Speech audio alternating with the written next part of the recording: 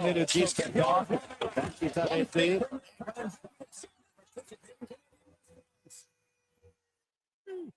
Want to invest in Alberta's workforce? Fill your talent pipeline? Careers, The next generation connects employers with motivated, pre-vetted youth through funded internships.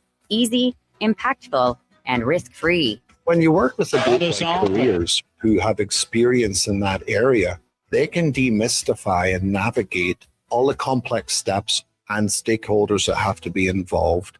Visit Careers Next Gen. River Creek is the place for all your favorite sports. River Creek Casino, featuring UFC action and boxing live on the big screens at Tap 25, the MVP of sports bars, and in the center bar. Plus, catch all the biggest games, every goal, every slam dunk. River Creek is also home to the Twin Rinks, where rec hockey and community teams come to play. Public skating available. Details at rivercreekresort.com. River Tree Resort and Casino. Excitement. Bet on it. Got that feeling? The one that makes you want to roll the windows down and just drive? A puddle! That's not just spring fever. That's a sign that it's time to visit Nisku Ford. They've got the cure for your driving fever with their biggest offers of the year. Get rebates as high as $12,000 on select new models, or drive away with 0% interest. Don't just dream about the open road. Own it. Find your cure for spring fever at niskuford.ca. Above expectations. Wing Wednesday at First Round. Whether you're coming for the first round, the last round, or a few rounds in between, they've got you covered with half-price wings every Wednesday night. Half-price wings. Over 35 delicious flavors like Cajun salt and pepper, maple bacon, and Inferno wings. Now half price every Wednesday night. Wash them down with a cold pint of Canadian or Coors Light for only $5.75. Half price Wing Wednesdays at First Round in West Ed and now downtown. First Round, burgers, beer, sports. It's happened again, and construction season is coming soon. Job delayed, money lost, and clients disappointed because your rigging failed and it wasn't inspected. Don't let this happen to you. Have your lifting slings, fittings, hoisting tools, and safety harnesses checked with Titan Supply. Titan Supply offers certified on-site and in-house rigging inspections and service, so they can repair it, replace it, and recertify it. Titan Supply in Edmonton, Grand Prairie, Red Deer, and Calgary, and at titansupply.ca. Lift, dig, haul. Missioner Allen Auctioneering's 3-day Calgary, Edmonton, Winnipeg public unreserved equipment auction is this Friday at 9 a.m. featuring backhoes, dozers, digger derrick, forklifts, man lifts, wheel loaders, skid steers, telehandlers, turf mowers, plus commercial trailers and more. Info at maauctions.com.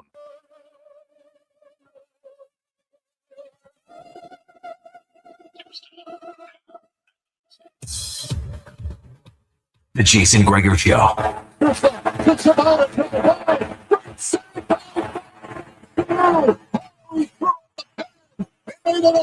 On Sports 1440. Jokic Alexander. Long two. Shea Jokic Alexander. Presented by PlayAlberta.ca, Alberta's only regulated online gambling website. Par le centre, Remet Jason Gregor. Quand il est arrêté.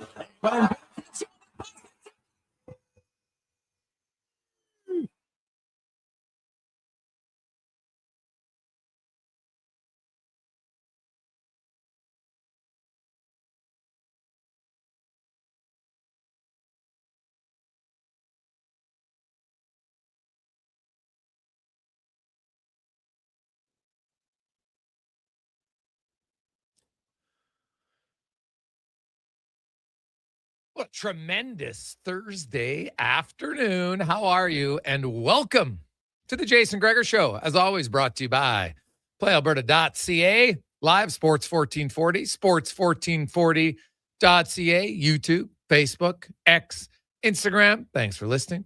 Thanks for watching.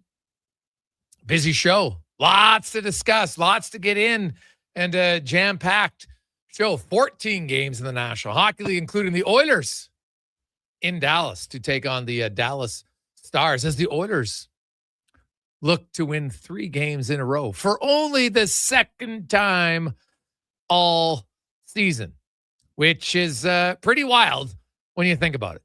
The Dallas Stars, they've won 3 in a row multiple times, like 6.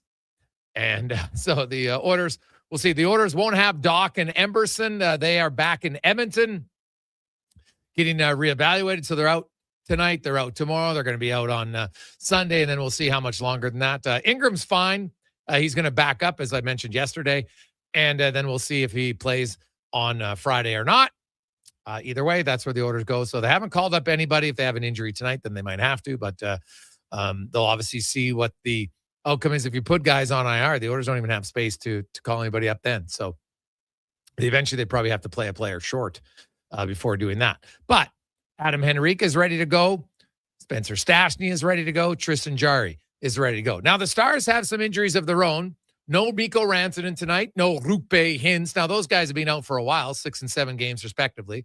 They also don't have Radek Faksa, and Tyler Seguin is done for the season. So the Stars are rolling as they are 12-0-1 in their last 13 games. So they haven't let it slow them down. But make no mistake, the Stars are a little vulnerable when you look at their scoring depth. Now, they still got Robertson. They got 5 guys during this streak of 13 games that are averaging a point a game, including Miro Heiskanen, Jamie Benn, drinking from the fountain of youth lately as he has 13 points in his last 13 games. Matt Duchene, Jason Robertson, Wyatt Johnson, the other guys who are point a game players. Now, the Edmonton Oilers, they're no scrubs when it comes to offensive scoring. You got Leon Draisaitl.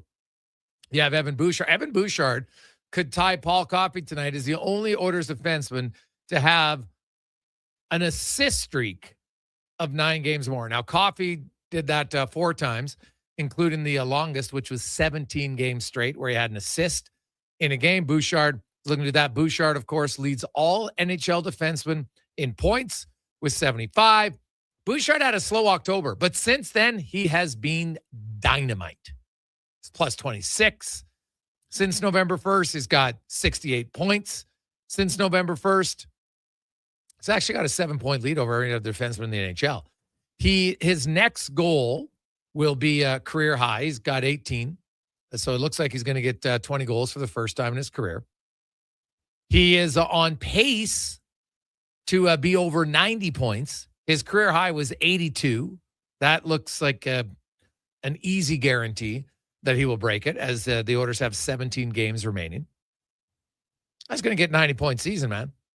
And if you look at all of his numbers, Evan Bouchard is a legit Norris Trophy candidate. Legit.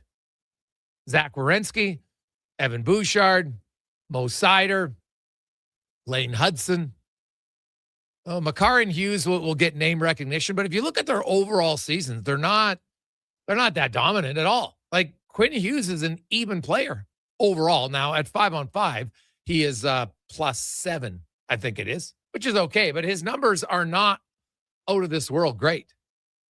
Plays a ton. In Minnesota, they've been better, but not better than Bouchard's if you're looking at it from a statistical standpoint. And you look at the goals against, and as we showed in the game against Colorado on the second Nugent Hopkins goal, guess what?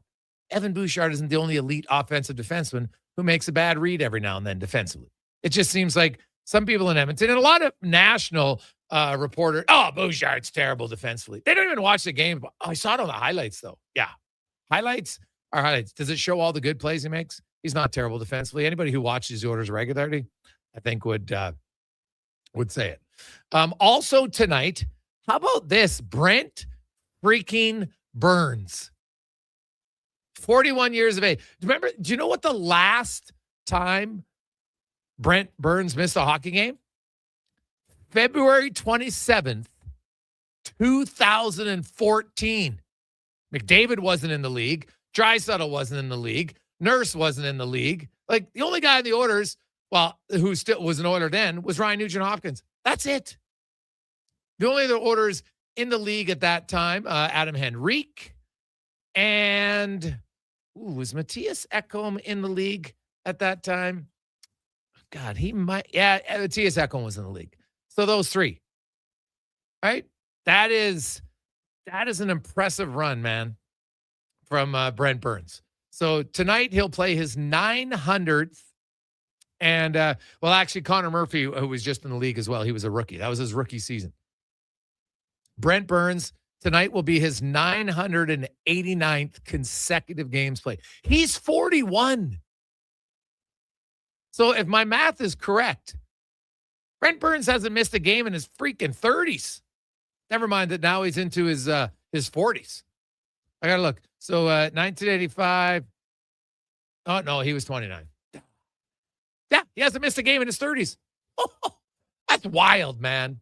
So good for him. 989 consecutive games all throughout his 30s, and now he's into his 40s. He'll be at over 1,000 games by the end of this season, and then next year he could pass Phil Kessel, who has the record of 1,064. And Brent Burns, he's a defenseman who plays a ton of minutes, right? A lot of minutes. That's what's impressive. I got to look. So since his streak started, and I'll go to the 14-15 season, actually, just to, because I know, because it was late. I guess I could go all the way to it, but like he's obviously played the most games in the NHL in that span, and he's averaged. How about this? In those games, Brent Burns has averaged 23 minutes and 59 seconds a game. This isn't like a third line guy, man. That is wild.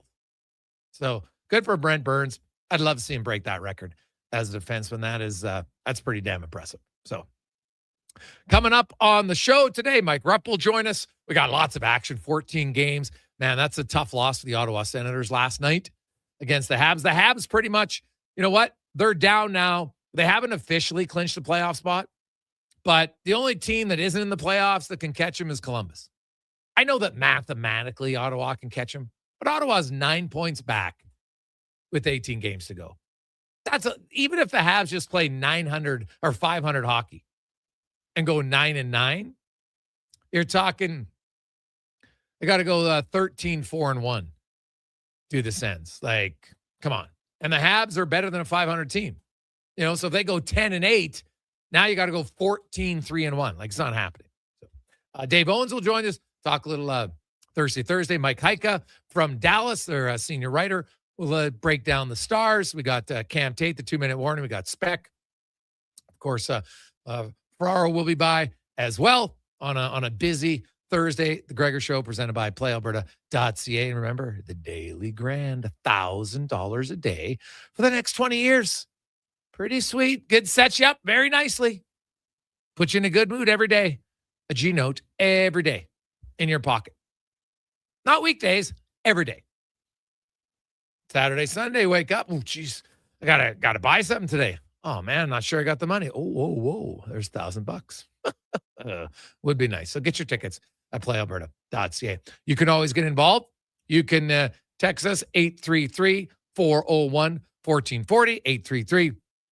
833-401-1440. Cons, is there anything that you can compare to Brent Burns that you can think of that's remotely comparable? Okay. Martellus Bennett. No. The tight end, Mercedes Lewis. How about that? Going into his 40s playing tight end in the NFL. That's pretty impressive. How many snaps does he play, though? That's a good question. I mean, I'd have to go take a look. He's a blocker, though, right? Like, he didn't make his hay catching touchdowns. He could do it, but he was a guy who would line up on the line of scrimmage and go toe-to-toe with those defensive ends. So he'd be impressive. I mean, if you wanted to say a kicker, like Adam Vinatieri played for a long time, but I'm not going to compare a kicker to Burns because he's outstanding. It's incredible what he's been able to do. And I was a little unsure, like, going to Colorado, changing teams, how is it going to work out? But maybe I shouldn't have been surprised, or I shouldn't have any questions about it. He's just a heck of a hockey player. But yeah, I don't think there's too many guys who do it as long as he did. Like, how long did Nolan Ryan play for? Oh, he played a while. And I mean, the pitching motion is violent. It can do some damage to the body, but you're not going, he played for I think he played for 27 years. Yeah, if memory's correct. It's a long time, and he pitched until he was mid 45, something like that, maybe. But to me, it's not only Brent Burns playing; he's playing every freaking game. And he plays over 20 minutes a night. Like, it's impressive, man. It is really, really impressive. So I look forward to seeing kind of just how long it can go, man. I hope he breaks the record at this point. I really do. Like it would be more than worth it. Regardless if he doesn't, even if he gets to 1,000 games as a defenseman, like, come on. That is impressive. Hey, Greg, are you concerned about the Emberson injury? Good question, Mike. So if those who don't know, Emberson and Doc are back in Edmonton getting reevaluated to see how serious it is. They're obviously not playing tonight. They won't play tomorrow. They're not going to play Sunday. I think Ty Emberson very quietly has had a really good season. Look at all his underlying numbers. Look at his actual numbers. He's been a solid player, and he's a right shot. So now Stastny comes in, and he's a left shot playing the right side. He can do it, but he's not as effective as Emberson. And yeah, I think it's quietly a loss. I hope it's nothing too serious. Maybe it's a week, 2 weeks, fine. But they need him back for the playoffs. No question. Like, I know now, Alec Regula will get some playing time here for a month. And he is a right shot defenseman. He's bigger than Stastny. I could see that. I think they like Stillman down there. So we'll see. Stastny's got to up his game. I think Stastny's been meh since the trade. He's just been okay. I think he can play better. And now he'll have an opportunity. He'll get a little bit of a run here of playing at least, 3-4 in a row and see if he gets back on track a little bit. The Doc injury, the Oilers got a lot of depth up front. It sucks for him. His didn't look good. Like, I'm definitely not going to pretend I'm a doctor, but just the way he went off, I hope it's nothing too serious. I still believe that trade was much more about the future, but you would have loved to have Doc get some playoff experience. So hopefully, at most it's a month, because then he would be back for the final few regular season games and could be an option for the playoffs. Right? We know that Curtis Lazar will be an option for the playoffs. Matthias Janmark will not be an option for the playoffs.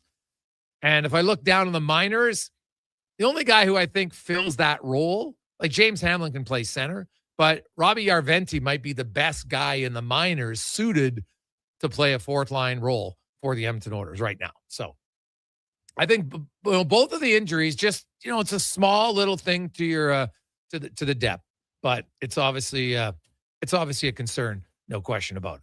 So 833-401-1440, 833-401-1440. Guys, I always thought Burns' happy-go-lucky personality would have been great for the Oilers room. Excuse me. Burns is a very upbeat, smiley guy, but he's incredibly intense. But he likes to have a lot of fun, joke around. He, that's been a great signing for the Avalanche. Fantastic signing for them. And, Burns' teammates love him just because he's a little unorthodox as far as, his interests outside of hockey, which creates great conversation for teammates because you talk about things that most of them never talk about. Right. And I think that's good for anybody in life. You always your buddy who's got some interest in something you don't have any interest in, but it's kind of good to learn about it. So I can see that being good. Mike Rupp will join us when we come back. We got Dave Owens. We'll hear from Chris Knobloch a little bit later on. Also today, we'll give you a few opportunities if you want to get in right now. So, because we'll do the draw or we'll announce the winner. We'll give you, like 2 segments today for our McDonald's Star Stick. You can text the word STICKS, STICKS. A few of you struggled with it last time. So text the word STICKS to 833-401-1440. That automatically enters you into a draw. Somebody today will win the McDonald's $50 gift card. But also, it gets you into the main prize draw, which is a signed McDavid jersey, a signed McDavid NHL Star Stick collectible, a $100 McDonald's gift card, and a $100 gift card to be used at the NHL. So, pretty sweet package. All you got to do is text the word STICKS to 833-401-1440. We'll return. It's a Gregor Show presented by PlayAlberta.ca. Wondering what you can afford? Let Go Auto do the math with our free car loan calculator. No pressure, no awkward convos, just quick answers on your budget and payments. Bad credit, no credit? We got you. Text CHECK to 780-777-7777. That's CHECK to 780-all-7. Find out what you qualify for and start shopping with confidence. Go Auto. Drive what you love with payments that make sense. A pizza from Papa John's is already pretty great, but you know what's even better? 2 pizzas from Papa John's. For a limited time, get a medium one-topping pizza for only $6 when you order any large specialty pizza at regular menu price. Whether you're feeding your family, your team, or yourself, get your next meal from your locally owned and operated Papa John's with a $6 off medium when you order any large specialty at regular menu price. Better ingredients, better pizza, Papa John's. Legacy Heating and Cooling is the #1 heating and cooling company for people who want heating and cooling, because you'll save a bundle by bundling. Then you can use hot, cold, hot, cold. Come on, thermostat, do what you're told. Turn up the heat, turn up the cold, to the vents start pushing out tornadoes. Bundle my furnace with some AC. Gonna get a new from Legacy!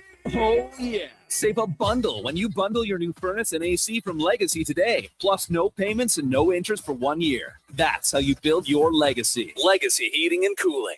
Come for Canada's largest trade shows, the biggest names in entertainment, exhilarating sporting events, and more. And stay for the experience at the Edmonton Expo Centre. Looking for the perfect place to host your next big event? From trade shows to galas, meetings, and concerts, the Edmonton Expo Centre has the space, event expertise, and service to make your next event unforgettable. With over 522,000 square feet of flexible event space, in-house catering, and operational expertise, they bring your biggest vision to life. Learn more at EdmontonExpoCenter.com today. He's a legend in the booth and a master on the mic. Low Tide brings the banter weekdays from noon to 2. Sports 1440 is where Edmonton talks sports. Get in the game. Text 833-401-1440. NHL Star Sticks are back in McDonald's, and we're celebrating by going bigger. Make that smaller, way smaller than ever before. Collect the set and get one of 7 mini sticks with every NHL Star Sticks meal. Featuring McDavid, Matthews, Quinn Hughes, Makar, Celebrini, Reinhardt, and Montembeau. So get yours while they last. 1 stick per meal purchase. Limited time at participating Canadian restaurants.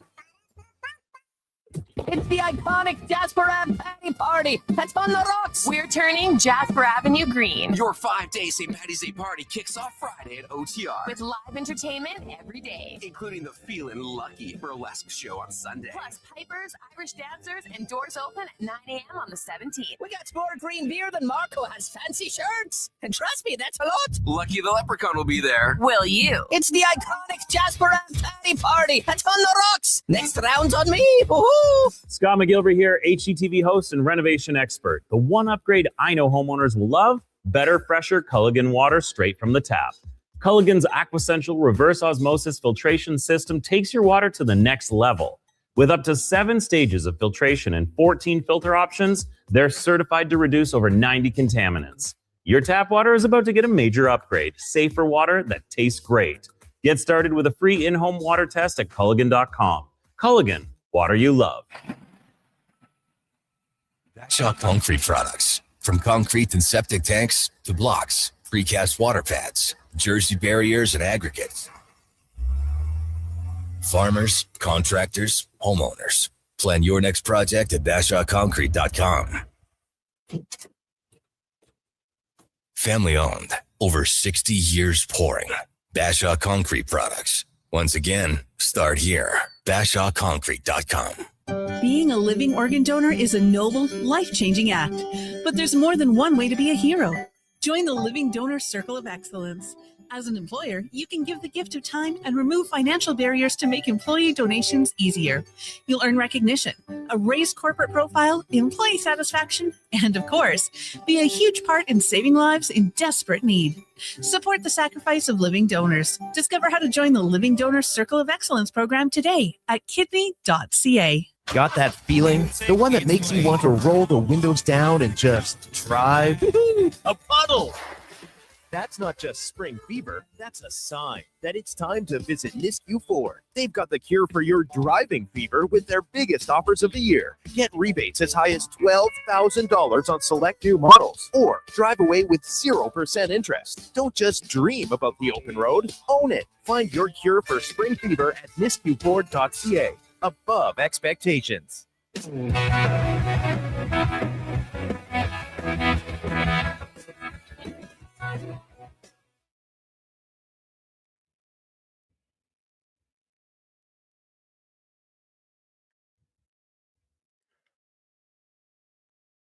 Portions of this hour brought to you by Crystal Glass, your clear choice for residential windows, locally manufactured and installed. Crystal Glass provides a beautiful product and incredible customer services for all of your residential needs. Call 310 Glass or visit crystalglass.ca for a quote. The Jason Gregor Show, the best of Edmonton sports talk and beyond. This is Sports 1440. Presented by PlayAlberta.ca, Alberta's only regulated online gambling website.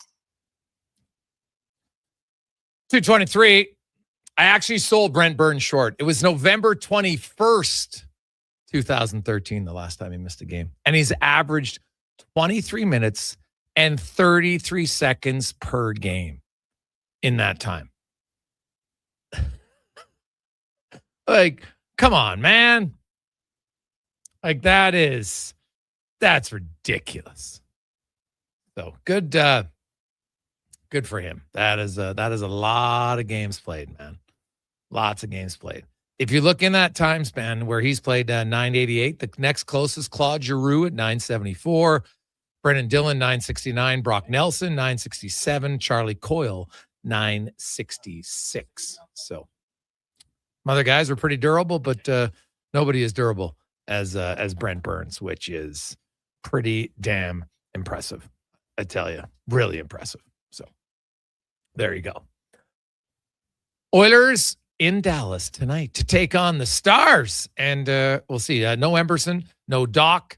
They will have Adam Henrique back in the lineup. Stashny will draw in the lineup. And Tristan Jarry will start in goal. Ingram's with the team. He's fine. But Jarry will start tonight for the Edmonton Oilers. Stars got some injuries of their own, and we'll get to that as we get to our big guest of the day, brought to you by the Spruce Grove Saints. Back-to-back action Friday, Saturday night down at the Thompson Family Arena at Heavy Metal Place in St. That's a fantastic facility in Spruce Grove. So you want to get there, get your tickets as the Saints. Playoffs are secured now. It's just a battle of positioning.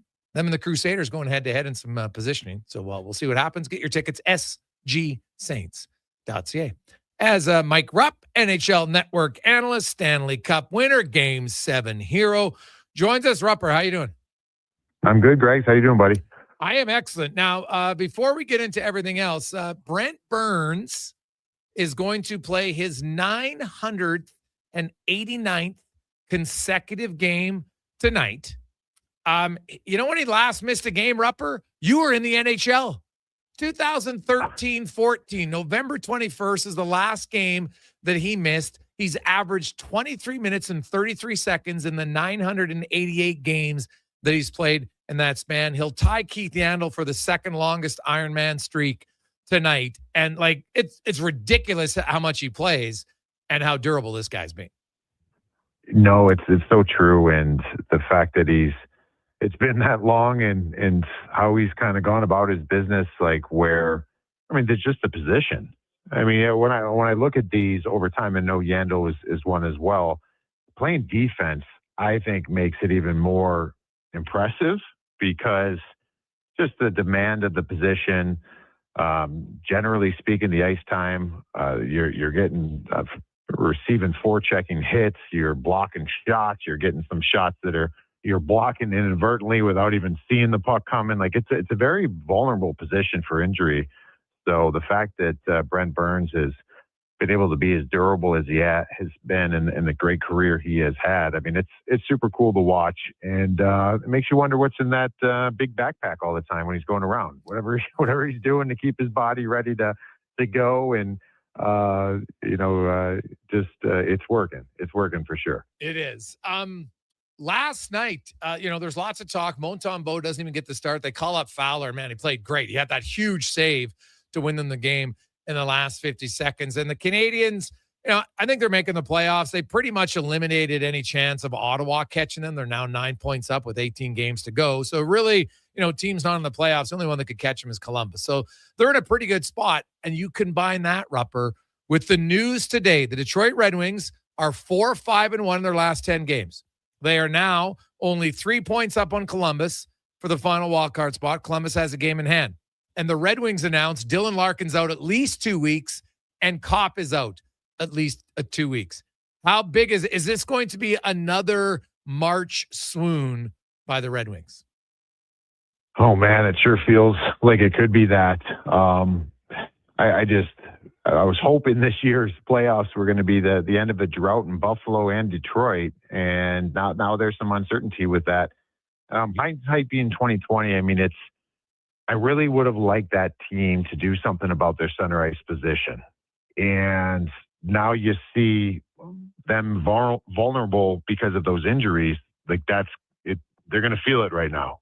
I think that they needed to do it being healthy and setting themselves up, not just to make the playoffs, but to be capable of going on a bit of a run in some regards. But I mean, this is where the rubber meets the road. I mean, everything that they've done this year, I mean, it's coming down to these last 20 plus games and what you do in those moments. So we'll see what they're made out of. I don't even want to go down that road, but the old what if they don't get in, I think you're going to have some heads rolling in Detroit.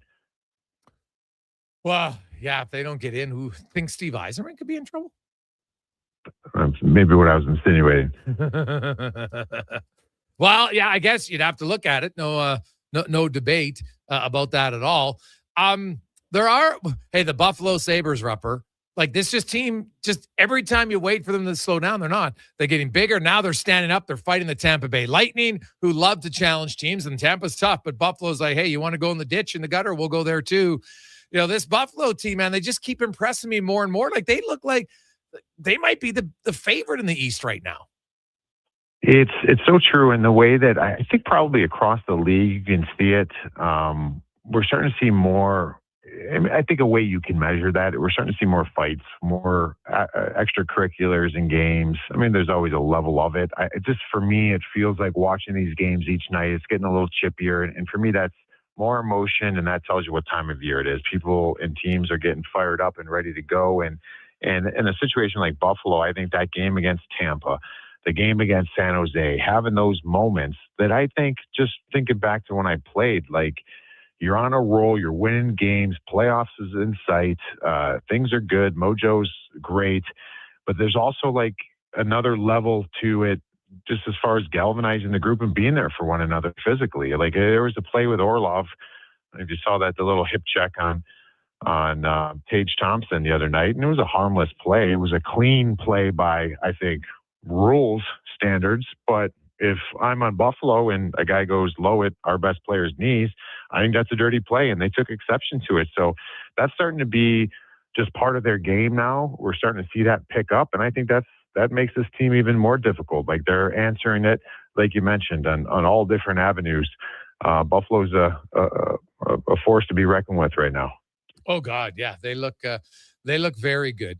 The Boston Bruins, who you're kind of like, well, they're all right, but the Bruins at home are more than all right. They could win their 14th consecutive home game tonight, Rupper. Like the one thing about the Bruins on the road, meh, but at home they're dynamite right now. Thank God for home, because I've been thinking I still feel like they're a team that can drop out here. But if they could just keep going like they are on home ice, I don't know what it is about being at the Garden there, but they've been spectacular. And they just seem to be answering it all the time. And a run like that is something that can get you into the playoffs. So they're going to need that magic to continue. I mean, they've gotten themselves in a spot that I think a lot of people probably didn't think they were going to be in this year as far as playoffs and how maybe good they've looked for most of the season. But this is where it counts, and we'll see if they can continue that. Mike Rupp joins us here on Sports 1440. Rupper, the Oilers go into Colorado. What did you make of the McKinnon play? It's funny. I was I certainly think that Darnell Nurse, the way he plays into that, certainly had a factor with Ingram getting hit. This is the point that I wanted to make, though, and I think I'm probably in the minority in this. And I think this is why the play or it was handled the way it was. Is I want every player, if I'm coaching youth hockey through the NHL, I want every player to attack the net like Nathan McKinnon did on that play. But just know when you do it, and your trajectory before Darnell Nurse touches you is going through the blue paint at a high speed, you're opening yourself up for an issue. And so I started thinking in that situation, I think Darnell Nurse was already beat, but we don't want to see the game get to a point where Nurse has to just ole and let up there because he can't do anything in that moment. Like, he's still got to try to defend. So I just think that I love when players attack the net, but when you do it and you don't show any slowdown or whatever, I think you're opening yourself up for a call like that. So I think the call was accurate. I think the call was good. I didn't have any problem with it. And I just thought that he was going in there attacking the blue paint. And I think at the end of the day, you try to protect that as much as you can for goaltenders. Yeah, I would agree. It's funny because the NHL today, they rescinded the major game misconduct portion of it. So if he gets another one in a set period of time, he doesn't get a 1-game suspension, right? So I think that was their way of saying, hey, because I think it was a clear penalty. There's anybody trying, like Mark Rycroft, the former player who's an Avs, dude, just tell us you're drinking from the Kool-Aid to claim it wasn't a penalty. Give me a break. If you want to say it wasn't a major, I can listen to that argument. I can't listen for a moment to claim there was no penalty, because you're right. His trajectory before Nurse touched him was the middle of the blue paint, Rupper. It wasn't like he was skiing on the top of it. So that's why I didn't buy that argument at all. But so he gets the. I think the optics of it too are if you saw his feet turning sideways at all, like trying to slow down, looking like he was trying to stop up something in some regards, he was not. And I also think if Darnell doesn't touch him, we're not even talking about any of this because he's blowing by and not touching Connor Ingram. But at the end of the day, I guess that goes to my point. Darnell Nurse has to try to defend there. And I don't think he's trying to shove him into the goaltender. He's trying to wedge him off at that spot. Nathan McKinnon's going extremely fast. We see what the ramifications are of that. And I think the call on the ice, I mean, when the goaltender's mask come off and he has blood on his face, they're going to try to de-escalate the situation the best they can. I thought they handled it pretty good. You look at a few teams, Rupper. How concerned are you about Vegas? I'm very concerned. They're just I don't know. I'm concerned with them because I don't know what their goaltending is. I don't know. I mean, they're a team that I still feel like when they are healthy, their forward group is as deep as anybody.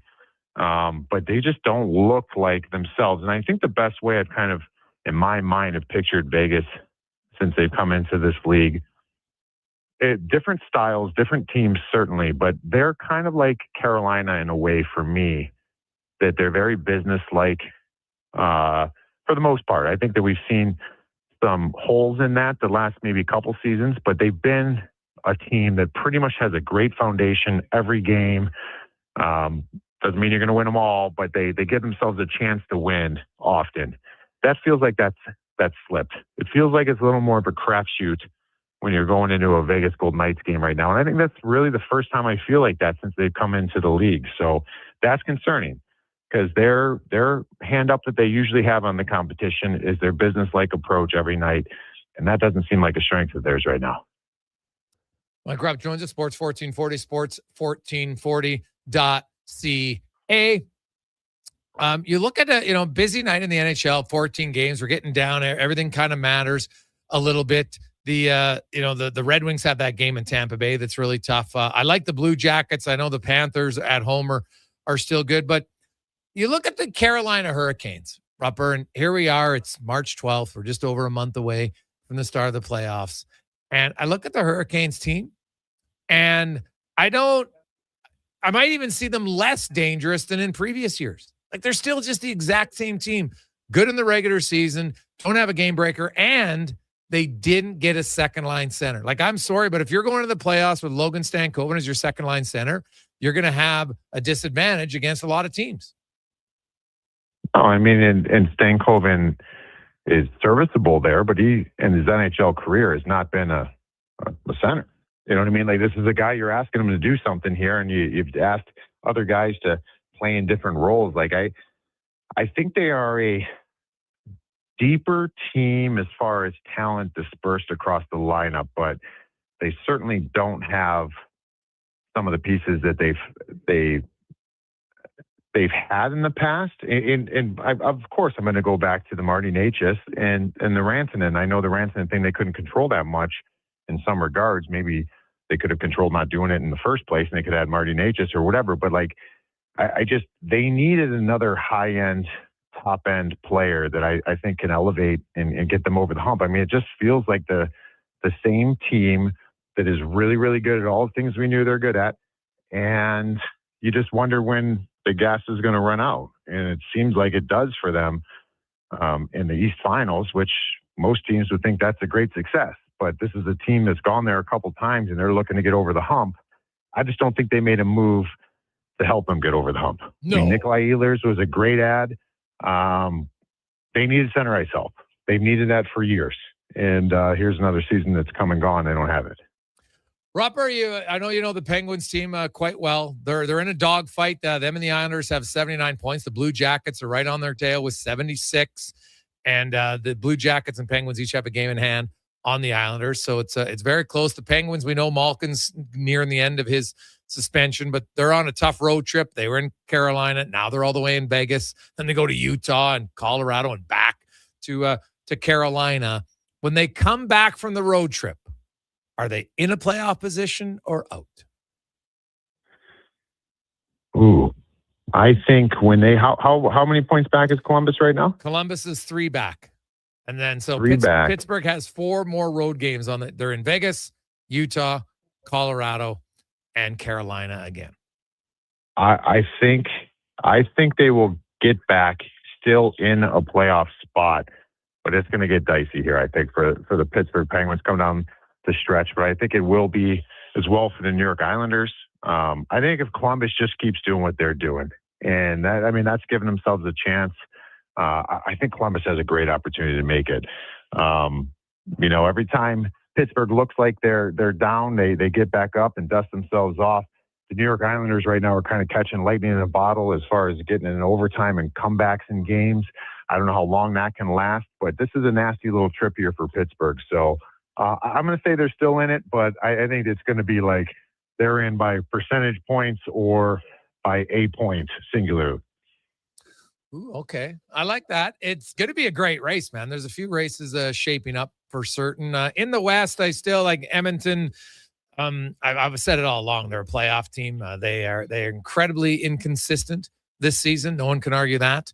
Wouldn't surprise me at all if they actually won in Dallas tonight, because this team, when they decide to play well, does play well. What about the Utah Mammoth? They're pretty comfortable. They're in 4th place. They're not going to catch Minnesota in their division. They're 6 points up on the Kings for the final playoff spot, and they're actually in the number 1 wild card. How dangerous do you think Utah is? Because whoever wins the Pacific is going to play them. Yeah, so I find that spot, so that would be wild card 1, right? That's where Utah's looking like they're going to finish up. I feel like wild card 1 in the West is a very intriguing spot, and this is all for us to kick around. I don't think teams think about this, talk about this whatsoever. But if you want to look at path, no path is easy. It's the NHL playoffs. But one where a team like the Utah Mammoth can maybe finish wild card 1, get winner of the Pacific, go through the Pacific there for 2 rounds, that is about as doable for them as you're going to get. Like, I don't think there's another, like, I'm not overly leaning into Utah thinking they're going to go on a run, but if they get a decent matchup there, and we know that Pacific's kind of been up and down all year, I think that could be something that they could take advantage of. So it's very, very interesting. They just got to get in first. I think they should be fine, but that spot there is where I've got my eyes. And lastly, Bryce Pickford. It was a draft pick of the Montreal Canadiens, playing for the Medicine Hat Tigers. He scored his 43rd goal as a defenseman earlier. He's got 4 games left. It's the most goals this century in CHL, 4th most all time. He has 3 hat tricks. He has 9 multi-goal games this season. He's also playing Lethbridge and Red Deer, 2 of the bottom 4 teams in the East. How many goals for fun do you think he finishes with? He's got 4 games left. He's at 43, and he's a D-man. He's got 43 goals currently in 64 games. Oh, man. That's incredible. I don't know. I mean, I guess the round number is 50, but I don't think he gets there. No. So what do you say, 45? 45 is a nice clean number for a defenseman getting goals. Dude, I'll isn't that say he unreal? gets, 2 more. I'll give him 2 more. Yeah. I'm going to look him up. I'm going to look him up right now. I've never heard anything like that before. Yeah, dude, it is for a D-man to be scoring that many goals. It is damn impressive, I tell you that. Like he's second in the WHL. The only guy with more goals is Cameron Schmidt from the Seattle Thunderbirds. So you got Bryce Pickford. I'm telling you, for Montreal fans, this guy's a late developer, and was overlooked in his draft a few times. Then he gets drafted. Now he's absolutely killing it for Medicine Hat, and he's probably going to score. I think 45 is a good number. He's playing Lethbridge, a huge rival like Medicine Hat and Lethbridge. That's a rival. Would not surprise me if the Tigers are like, okay, let's try to load this guy up and get him a few more goals in the power play. So should be something fun to watch, Rupper. And they only got 4 games left in the season, but you might want to check out young Bryce Pickford. Absolutely. Yeah. Awesome, Rupert. Thanks, buddy. We will chat with you on the rundown tomorrow. All right, buddy. Enjoy. There you go. That's Mike Rupp from the NHL Network. Those numbers from Bryce Pickford, like it's ridiculous. Ridiculous, man. It's awesome to watch. What a season. A defenseman with more goals than assists. You don't see that very often at all. So he got 79 points, 43. And guess what? He's only played 52 games. So it's not, what am I saying, 64? The team's played 64. He's only played 52. Had he not missed the season, he would have scored 50 goals for a D-man for sure. So, WHL fans, Oil Kings fans, guess what? Right now, looking at the standings, Medicine Hat is going to most likely finish second, and you have the Oil Kings finishing third, and they both win. Which, looking at who they're going to play, I think there's a pretty good chance they will both win their first round matchup. And then you could see them meet in the second round. As it stands right now, it looks like the Oil Kings are going to start against the Blades. Brandon and Calgary, they're battling. They got 5 games left, and they're 2 points separating them. So one of them's going to get home ice. Regina is going to take on Medicine Hat. And, Red Deer or Moose Jaw, as they're battling for the final playoff spot, they each have 53 points. And, they get PA, which that's the old waste of 7 days, 8 days. What was that? I think it was a waste of 8 days for Daryl Sutter. That was the quote. So the Raiders are that good, man. So we'll see. Take a quick break. So is Medicine Hat, though. They both have 100 points. Medicine Hat's actually closed the gap on him. Man, Medicine Hat's on fire lately. Let's take a quick break. We'll come back. Speaking of fire, we got some in studio next. It's Gregor Show here on Sports 1440, sports1440.ca, presented by Play Alberta. Legacy Heating and Cooling is the #1 furnace install company for sailors because they know the value of a warm port. And they sing, there was a ship who fought the cold, who sailed the sea with a furnacey load. She brought the heat to YEG and her name was Legacy. Through icy wind and winter squall, her fire she burned for one and all with a comfort chugging guarantee, and her name was Legacy. No payments, no! Yep, no payments and no interest for 1 year on your new furnace. Don't trust just any ports in a winter storm. Trust Legacy Heating and Cooling. A pizza from Papa John's is already pretty great, but you know what's even better? 2 pizzas from Papa John's. For a limited time, get a medium 1-topping pizza for only $6 when you order any large specialty pizza at regular menu price. Whether you're feeding your family, your team, or yourself, get your next meal from your locally owned and operated Papa John's with a $6 1-top medium when you order any large specialty at regular menu price. Better ingredients, better pizza, Papa John's.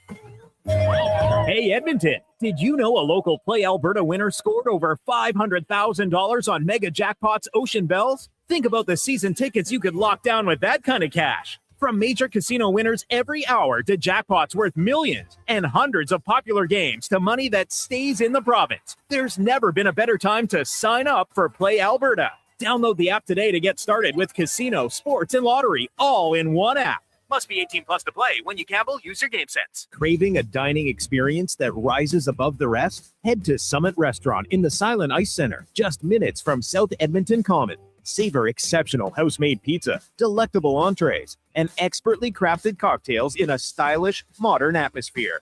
Perfect for a casual meal or a special night out. Summit offers a refined experience where every bite and sip reflects our dedication to quality. Elevate your dining experience. Make Summit Restaurant your destination tonight. When it comes to sports in Edmonton, Jason Gregor is a must listen. He brings you the inside scoop with guests from across North America. If it matters in sports, you'll hear it here first. Gregor rolls out weekdays from 2 to 6 on Sports 1440.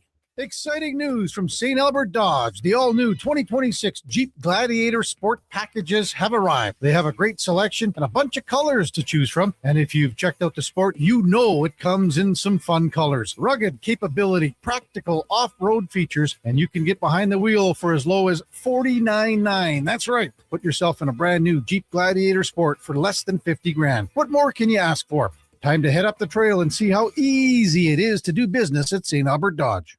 Don't let equipment failure stop you cold. At AWS Welding in Nisku, our factory-trained service techs are on hand for all welding equipment repairs. We're a full warranty center for Miller, Lincoln, and ESAB, and we service all makes and models. Proper, regular service extends the life of your gear and keeps it running at peak capacity. Don't wait for a breakdown. Book your service appointment today at aws.ca. AWS Welding. Our welding keeps you working. Well, get ready for a silly hockey fans. Your partner in power just skated onto the ice. EWEL.ca, the new e-commerce website for electrical wholesalers Edmonton, is ready for the power play 24/7, 365. UL skates to where the puck will be in 5 years. Now that's forward thinking. Killer selection, slamming products from the best brands, and legendary service. Don't sit on the bench. Get your account today at ewell.ca and win that project. Plug into your partner in power. Get an EWEL.ca account today. Flea and tick season is here. Scratch and save at Pet Value with Canine Advantage 2 and Advantage 2. Scratch to win up to $50 off your purchase. Hit your card at your local Pet Value store before April 1st.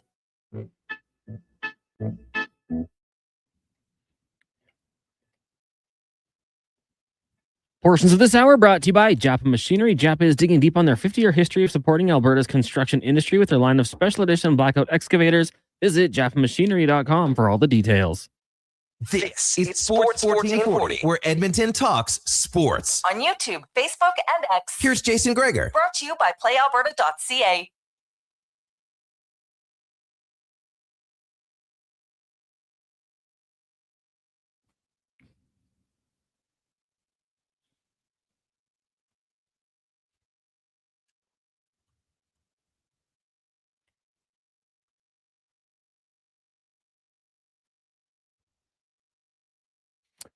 We roll through Thursday afternoon, and it's game day. Start a back-to-back for the Oilers. Only they're after tonight, they only have tomorrow, one other back-to-back. That'll happen on the road again in early April. So a pretty favorable schedule if the Oilers can get through this week. Man, tonight would be a massive win against the Dallas Stars. Jari starts. Doc and Emberson are back in Edmonton. Henrique's back in the lineup. Also, Spencer Stastny will draw in. And kind of what I always thought, Nurse and Murphy will be paired together tonight for the Edmonton Oilers. Meanwhile, it is Thursday, and today is the 12th of March. You got 5 days. For some of you, it's a big deal. St. Patrick's Day, next Tuesday. The Druid and O'Byrne's and many other places will be packed at like 11 in the morning. So you like to get your Irish on, shall we say. So today, courtesy of Sherbrooke Liquor, we'll let you get prepared for St. Patrick's Day. Thursday brought to you by Sherbrooke Liquor, 2 locations, South Side on 50th Street, 98th Ave, and the original location, St. Albert Trail and 118th Avenue. As joining us in studio once again, David Owens joins us. Davey, how you doing, buddy? I'm good, man. How are you doing today?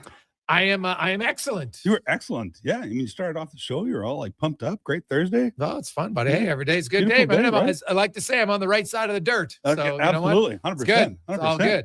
Yeah, did Shaq fit in here yesterday? Yeah, no, you know what? We went. We interviewed him down at the convention center. Okay, yeah. And the chair he sat in, like, it's so funny. Most other people would they'd barely take up the chair, and I was like, the chair looks small on him. But he is a large human being. He was a large man. Man. Like his hands, I was like, God, these things are just massive. But his shoes too. Like I remember, it's like, and luckily for the picture, I learned after I interviewed the Mountain many years ago when he was in town for actually a vodka thing. Funny enough, And we took a picture beside him. And I wasn't thinking when I went there. And I wore like a plaid vest. It was really nice, new look, great. But the problem is when I took the picture beside him, I looked like a ventriloquist dummy because I was so small. God, it was like the worst. I look at this photo, I'm like, and I'm a big guy, like not big, but I'm like, 6 feet, almost 6'1". Yeah. And I'm like, God, I look like a Smurf beside this human. He was 400 pounds.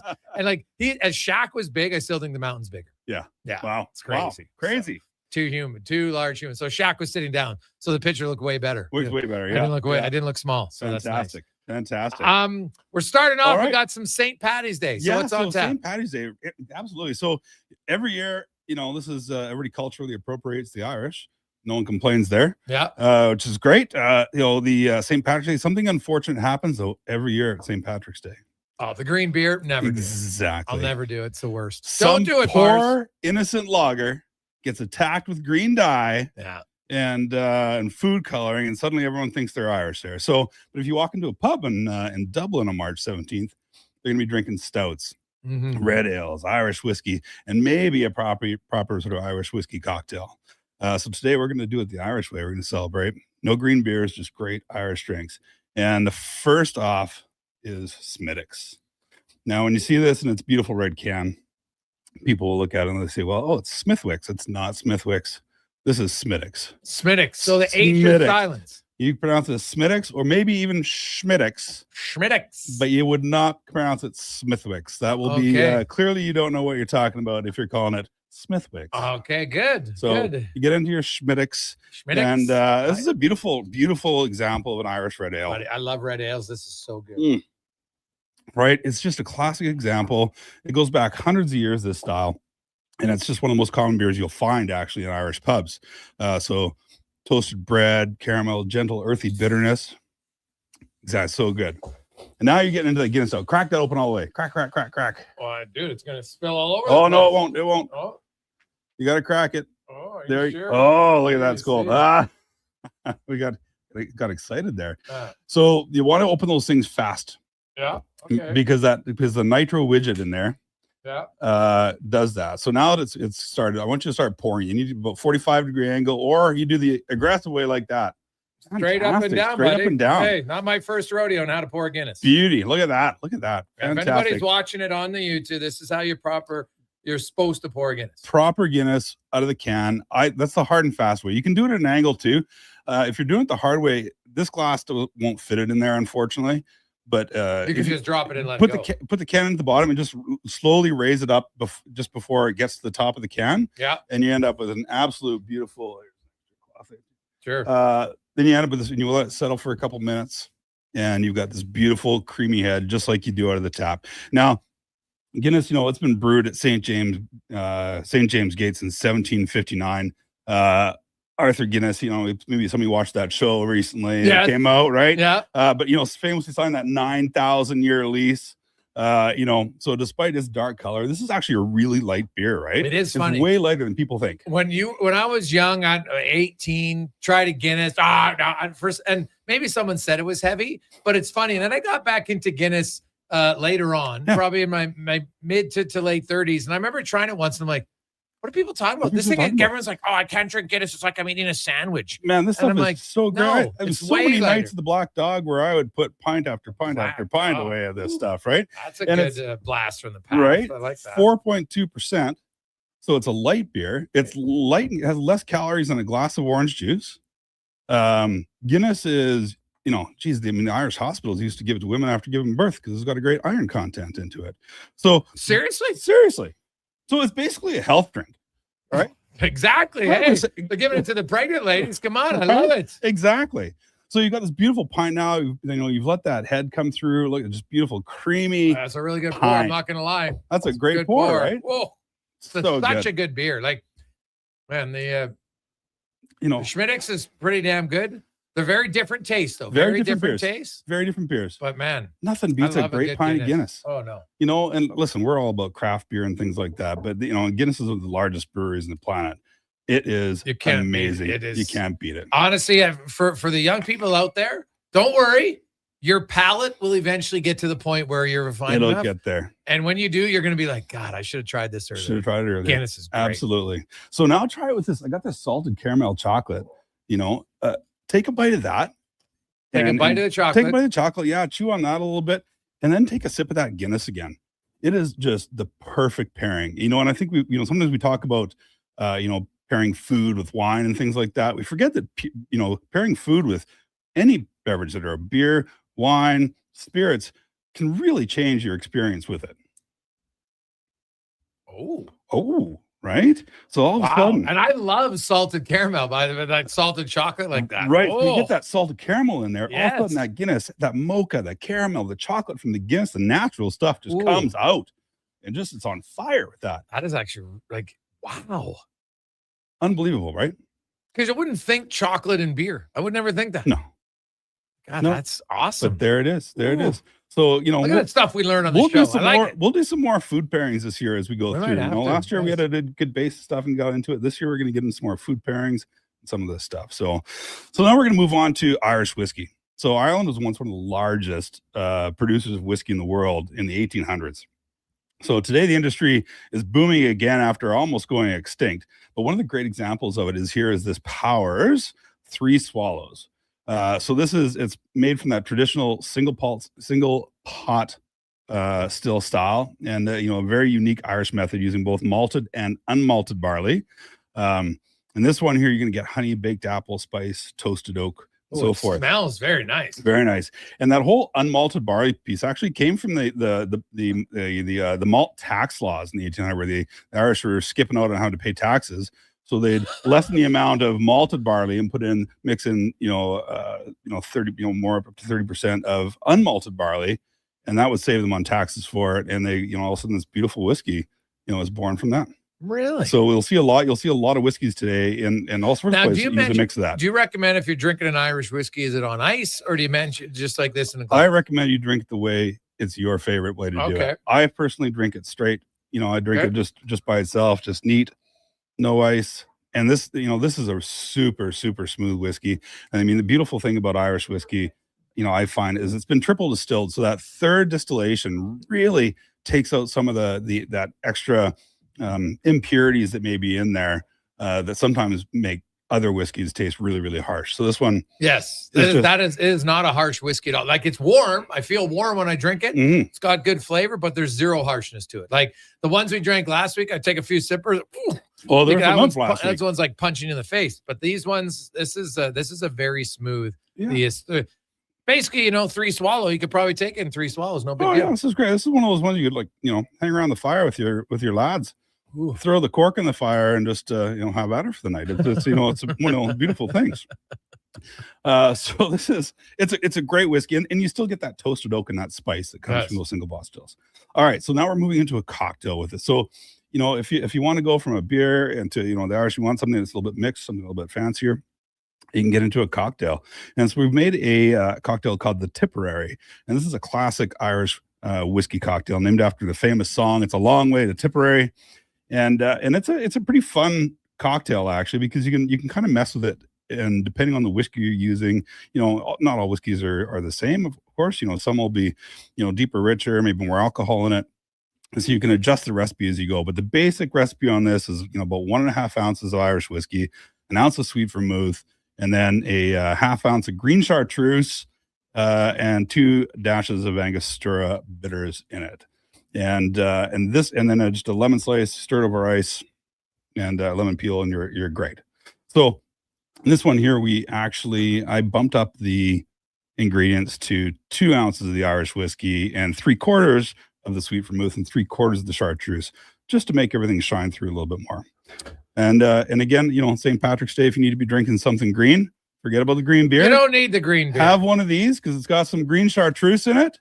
And green chartreuse. Green chartreuse. Okay, I gotta get a sip of water. I always like getting rid of the water to get rid of the taste. Mm-hmm. Oh man, you can smell we smell the orange. I like the rind. Yeah. And there you have it. I mean, that is a absolute banger of a cocktail.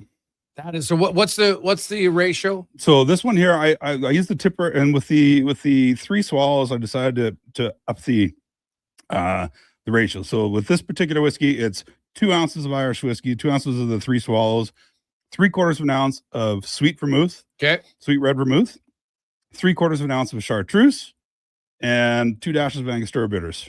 Stir over ice, lemon peel. God, that tastes like that is a really good combination. Incredibly well balanced. And it's, if you used an Irish whiskey that was a little bit stronger, a little bit more intense, you might want to drop it to the regular 1.5 of the chartreuse. But, anyway, the fun thing about cocktails and this, you play with it, adjust them just a little bit to your tasting. It doesn't have to be exactly the way, every bartender out there has their own versions, their own twists on every major cocktail on the planet. So don't feel like you're stuck on being rigid on that sort of thing. And there you go. And just have a great time on St. Patrick's Day. Well, I like the, so for you've got the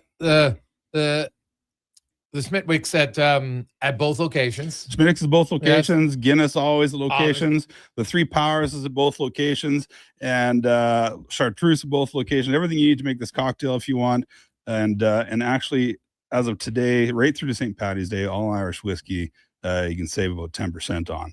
So now's the time if you want to try some Irish whiskey, stock up. Come in, check our selection. We got a great selection of Irish whiskey at both stores, and And do you recommend, because people are asking, green, not yellow chartreuse for this? Green, not yellow chartreuse. And if you can find some yellow chartreuse out there right now, let me know, because it is hard to find. It hasn't been in the warehouse for months and months and months. Why is that? It's just there's I think COVID was a part of it. The monks that make chartreuse kind of make it at their will most of the time, but also cocktail culture, really people are making cocktails at home during COVID, so it just went through the roof, and it is a great ingredient, both the yellow and the green. So they come and go. We have a lot of green chartreuse right now. Last time it came in, we stocked up. I think it's also out of stock at the warehouse right now, but if you've been looking for it, we've got lots. So come on down and see us, and we'll hook you up. Now, will you have that recipe? You know what? My team should all know what that recipe is. Okay. What's that drink called? So the Tipperary. The Tipperary. The Tipperary. All right. If you like the Tipperary recipe, then you can ask for it. That's right. Wonderful. So and just enjoy St. Patrick's Day. Fun thing about St. Patrick's Day, St. Patrick's wasn't Irish. He wasn't? He wasn't. The patron saint of Ireland, not Irish. No, he was a slave from the British Roman times that was captured and brought over to Ireland, where he worked for a while, escaped, went back, and then joined the priesthood, came back as a missionary and spread the word. Oof, and he never did chase the snakes out of Ireland. Also, not true. A myth, because Ireland has actually never had any snakes. No, that I did know. There you go. That I did know. Mm-hmm. It's like us and Wrath. We don't have. That's right. Don't it? Yeah. That's when Kachuk comes to town. Exactly. Good stuff, Dave. We will chat with you next Thursday. Have a great St. Patty's Day. Yeah, right on. You too, man. There you go. Let's get to the Con Man and a Sports 1440 update brought to you by Go Auto. Cars, trucks, vans, SUVs, you name it, whatever you're looking for, best place to go, goauto.ca. They'll have over 15,000 vehicles, 71 different locations to choose from. Goauto.ca.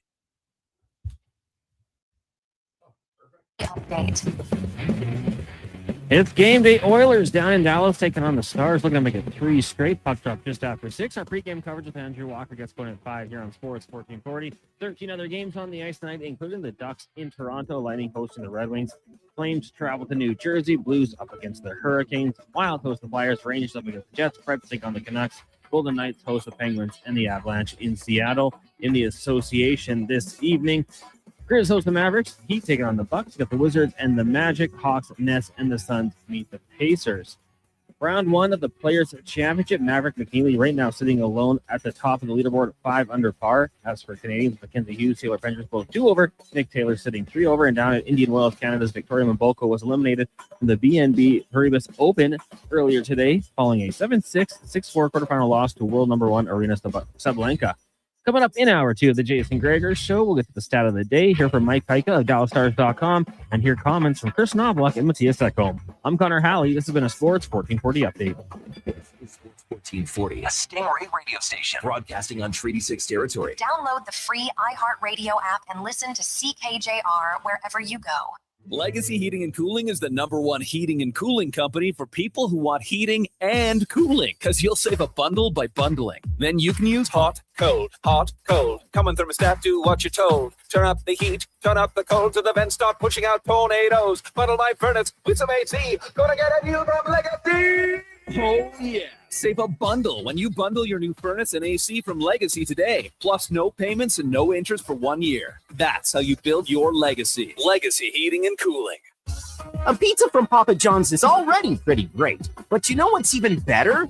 2 pizzas from Papa John's. For a limited time, get a medium one-topping pizza for only $6 when you order any large specialty pizza at regular menu price. Whether you're feeding your family, your team, or yourself, get your next meal from your locally owned and operated Papa John's with a $6 one-top medium when you order any large specialty at regular menu price. Better ingredients, better pizza, Papa John's.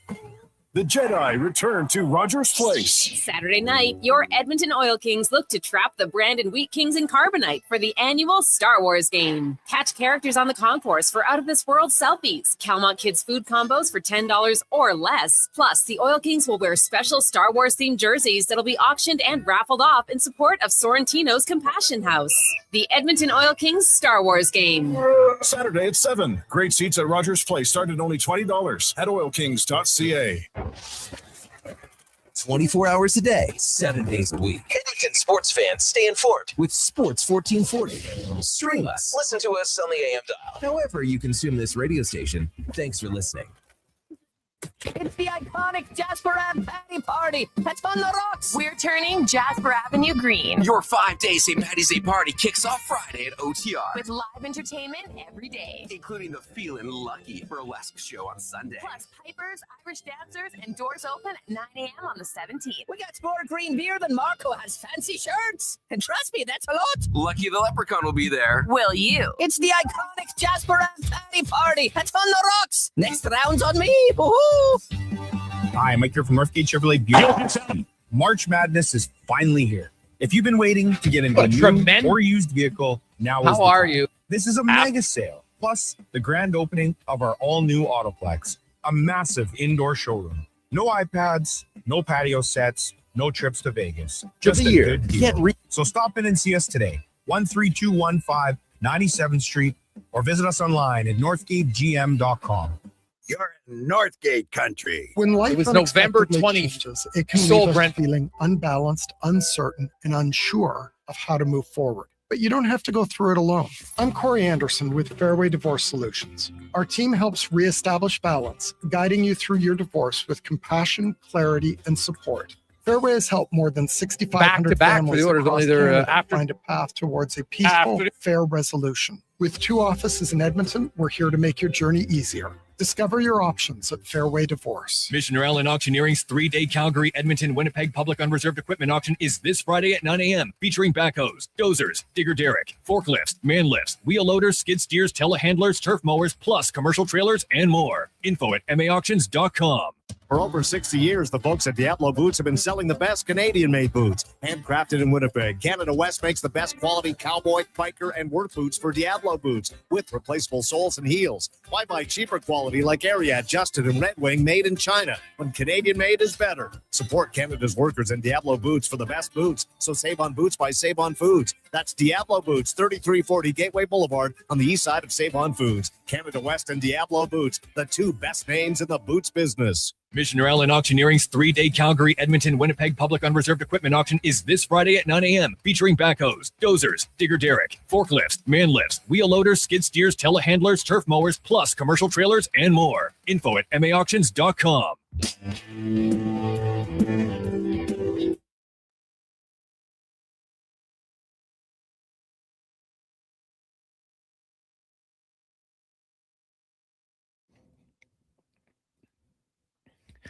Portions of this hour brought to you by Leading Edge Physio. We treat pain and injuries head to toe and some other issues that might surprise you, like incontinence, vertigo, neuropathy, and cognitive issues.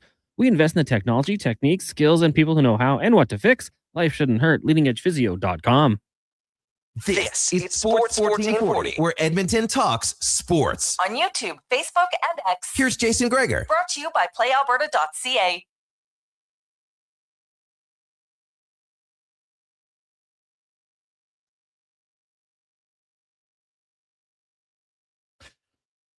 And that must be good stuff, Gregor. That bottle got you speaking British from Ant-Man. It's true. It was very good. Very good. Well, you know what? You got to give a little bit different flair. Man, I really like that tasting today. Oof.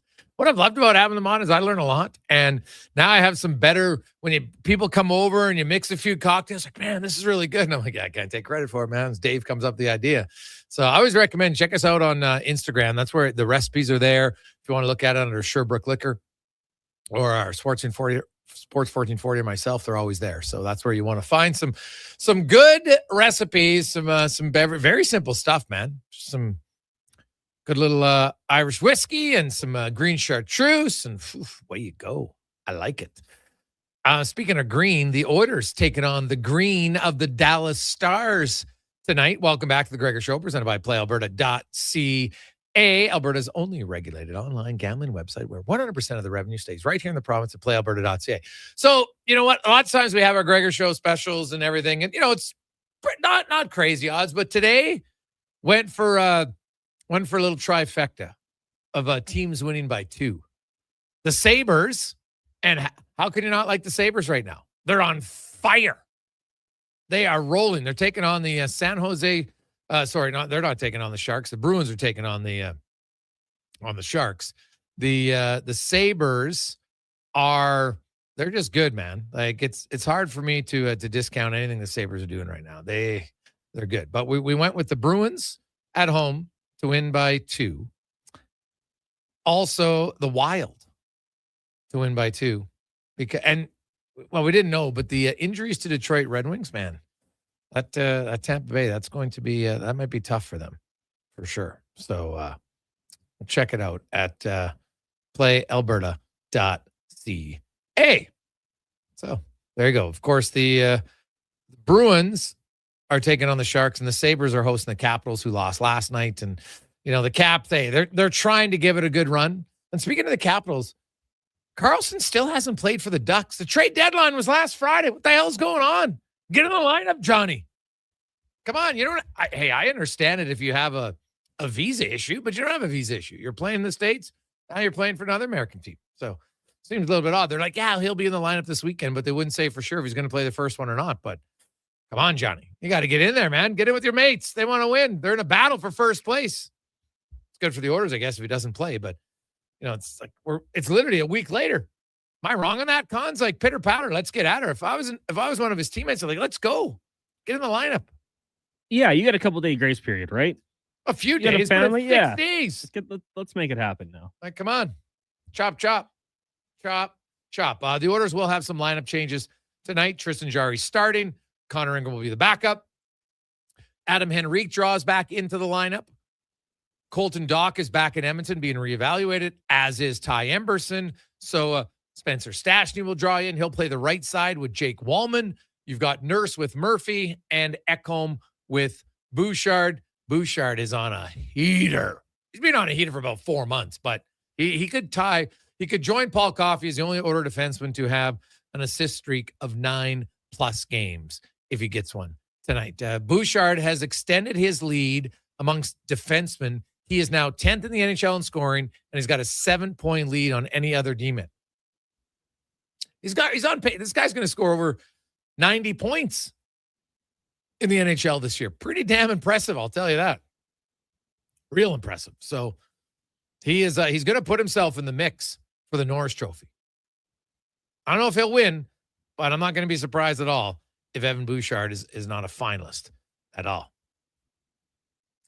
Hey, boys, that tippery sounds like I'd be hammered after one drink. No, not just one, but it's a good sipper, right? Yeah, it'll put some hair in your chest after 2 probably, but I'm telling you, it tastes unreal. It's funny how something simple as the orange rind added to a cocktail gives it such a different flavor. And that dark chocolate with the caramel, and you take a bite of that, and then you have a Guinness. Oh, I couldn't believe how good it tasted. I like that too. So now let's get in the room. Let's get to the oil report. Brought to you by Go Auto. They sell a lot of vehicles, but they give back a ton. How about over $27.2 million they have donated to various charities in the communities where they work? Put their money where their mouth is. That's goauto.ca. And Chris Knobloch, hey, the Dallas Stars 12-0-1 in their last 13 games. They're rolling. Every part of their game seems good. What does the coach see as the biggest challenge against Dallas tonight? Their defensive hockey. Believe they're second in goals against. They defend really well, and when you do break through it, they get a lot of saves. For us, we got to make sure that we're not impatient because they do defend well, and we probably have to just come to the realization that there's not going to be a whole lot of scoring chances for us tonight. Well, might be the case. So then guess what? When you get a few chances, you got to bury them. Now, speaking of chances, the Oilers have reduced the amount of chances they've been giving up to the opposition, especially high-danger chances. I know it's a small sample size. It's 2 games. It started on the road trip in Vegas, continued into Colorado. You have to start somewhere if you want to turn around. What is he like best about his team improving defensively over the last few games? Well, one thing we've been spending more time in the defensive zone, but that's a lot with a change of our structure. After the Olympic break, we made some adjustments to our defensive zone system, and we give up a little more time in the defensive zone, but we wanted to give up less from the slot, and that's something we've spent a lot of attention on, is not giving up those slot shots. And maybe the goalies are seeing more shots, but we want the chances to be just not as many grade A scoring chances. Yeah, well, hey, that's, shots are one thing, quality shots are another. And so that's why you can see, look at their shooting. Like Carolina shoots a ton from the blue line. It's great. It looks good if you believe that, more possession automatically leads to more goals. And, true, like they're a good scoring team. But look at Carolina's shots compared to the Oilers shots, right? Like they have like almost 200 more shots than the Edmonton Oilers. But the Oilers have 7 more goals. So what's more important? I've always said this. Goals matter more. You can talk all you want, like expected goals. Which site are you using? That's why I'm always leery about expected goals, because they're not tracked evenly by everyone. So which site am I using? Am I using, well, they had 3.2. Oh, no, the other side had 2.89. Well, that's a big difference. So which one is it? Right? That's the challenge when people want to run out expected goals. It's kind of a projection. I like to look at the reality of it. Projection's great maybe early in the year when you have a small sample size. But as you get going along, guess what? If your expected goals are 300 and you've scored 200, maybe your expected goals isn't as expected as you think. Right? There's got to be, some sense of, because I find that most of them they always expect way more goals. Even though the goals save percentage now is lower than ever. But the expected goals are way higher. So I'm always like, are you sure? Are they? Because some sites, how they track it, I question it. Like I'll watch games, I'll replay the game, watch all the score, and then you look and you're like, what? They have like 8, sometimes they'll have like 4 expected goals. I'm like, what are you talking about? There wasn't that many good saves. Like, not every cross ice pass means it's a really good scoring chance. It's not how it works for me. What about going up against Glenn Gulletson, his former assistant? They obviously had a lot of success. Does he get excited for it? Well, I'm so happy for him. Obviously, he's doing a really good job. I saw a poll on who should be the coach of the year, and I was astonished to see that his name was not among the leaders. See the team the success that they're having this year, and they've had numerous injuries and they still continue to be winning. Obviously, he's doing a fabulous job, and I'm not surprised because of being able to work with him for the last 2 years. I know he's a wonderful coach. There you go. When we return, we'll talk more about the Edmonton Oilers, but we'll get it from the Dallas Stars perspective with Mike Heika next on The Gregor Show, presented by PlayAlberta.ca.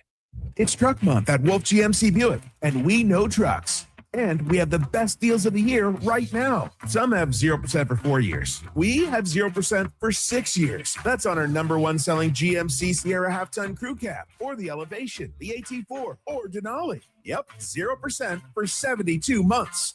And Costco members get an extra discount on some of our SUVs. Pop in today and drive away smiling. Wolf, GMC Buick.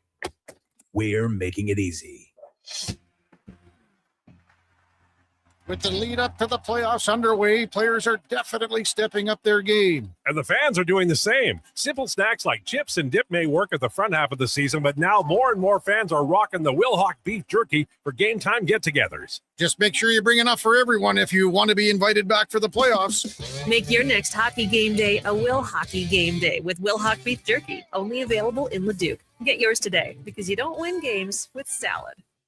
Day or night, tasting just so right. You can order Oodle Noodle at oodlenoodle.ca, delivering you the news almost right away. Remember, you can order Oodle Noodle at oodlenoodle.ca. So stay on your couch all day and order oodlenoodle.ca. Oodle Noodle. If you've got a smart speaker, get it to play Sports 1440. And it doesn't matter when you listen, as we roll out the Sports Talk 24 hours a day, 7 days a week. Edmonton's home for sports radio is Sports 1440. Hi, I'm Colin Livingston, president of Cantork. We've been tightening bolts and redefining our industry for 25 years. Yes, a quarter century, and we're just getting started. Check us out at cantork.com. Our tools age better than I do. An Electrical Solar Team is now making a play for sustainability and savings. They're specialists in powering up for a greener future. That's the strategy, designing and installing high-efficiency solar panels. They're helping homes and businesses combat rising utility costs by harnessing the power of the sun. A smart move for efficiency and the environment. Hire the Action Electrical Team to bring home a win for your project. Visit actionelectrical.net. At Leading Edge Physiotherapy, healing doesn't have to feel heavy, because in our SwimX aquatic therapy pools, you literally float your way to recovery. Whether you're dealing with arthritis, back pain, joint injuries, post-surgical rehab, chronic pain, balance issues, mobility challenges, or just feeling a little creaky, warm water and gentle resistance have your back, your knees, and your hips. Trusted by pro sports teams and rehab hospitals, our SwimX pools help you move sooner, hurt less, and recover faster. So take the load off. Let the water do the work. Life shouldn't hurt. LeadingEdgePhysio.com. At Hughes, it's all about getting in and out quick and clean. No cash, no problem. With Hughes' new tap and wash system, all you need is your debit or credit card to get your vehicle sparkling clean.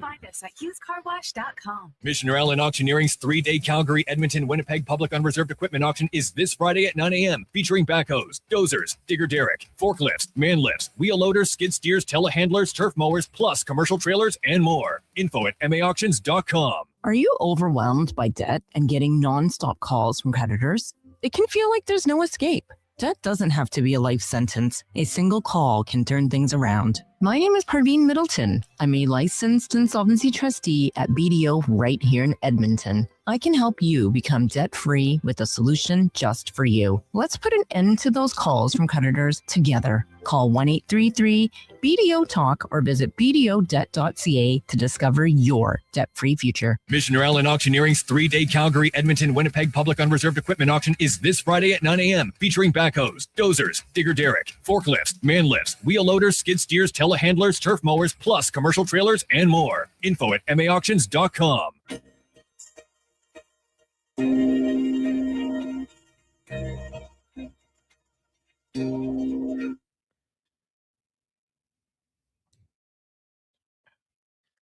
Portions of this hour brought to you by Sherbrooke Liquor, the best place for wine, cocktails, and beers from all over the world. Also a variety of excellent non-alcoholic options. See more at SherbrookeLiquor.com.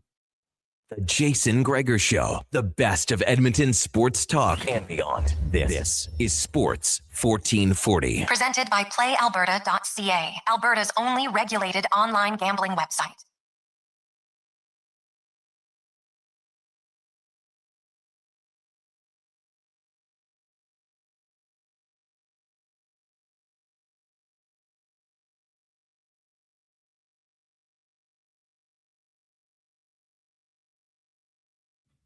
Oilers, a little earlier start for you, Oiler fans.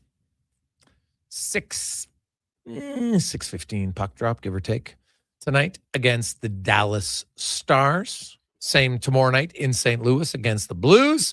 Oilers only have 12 forwards and 6 defensemen on the trip because Ty Emberson and Colton Dock are back in Edmonton. Getting evaluated, won't play tonight, won't play tomorrow, unlikely to play on Sunday, and then we'll see how long it's going to be for both of them. Connor Ingram is fine. He's backing up tonight and probably will play tomorrow, but not a guarantee. Maybe we'll see. Jari hasn't played enough. He could easily go back-to-back if he wanted to. I wouldn't have much issue with that at all.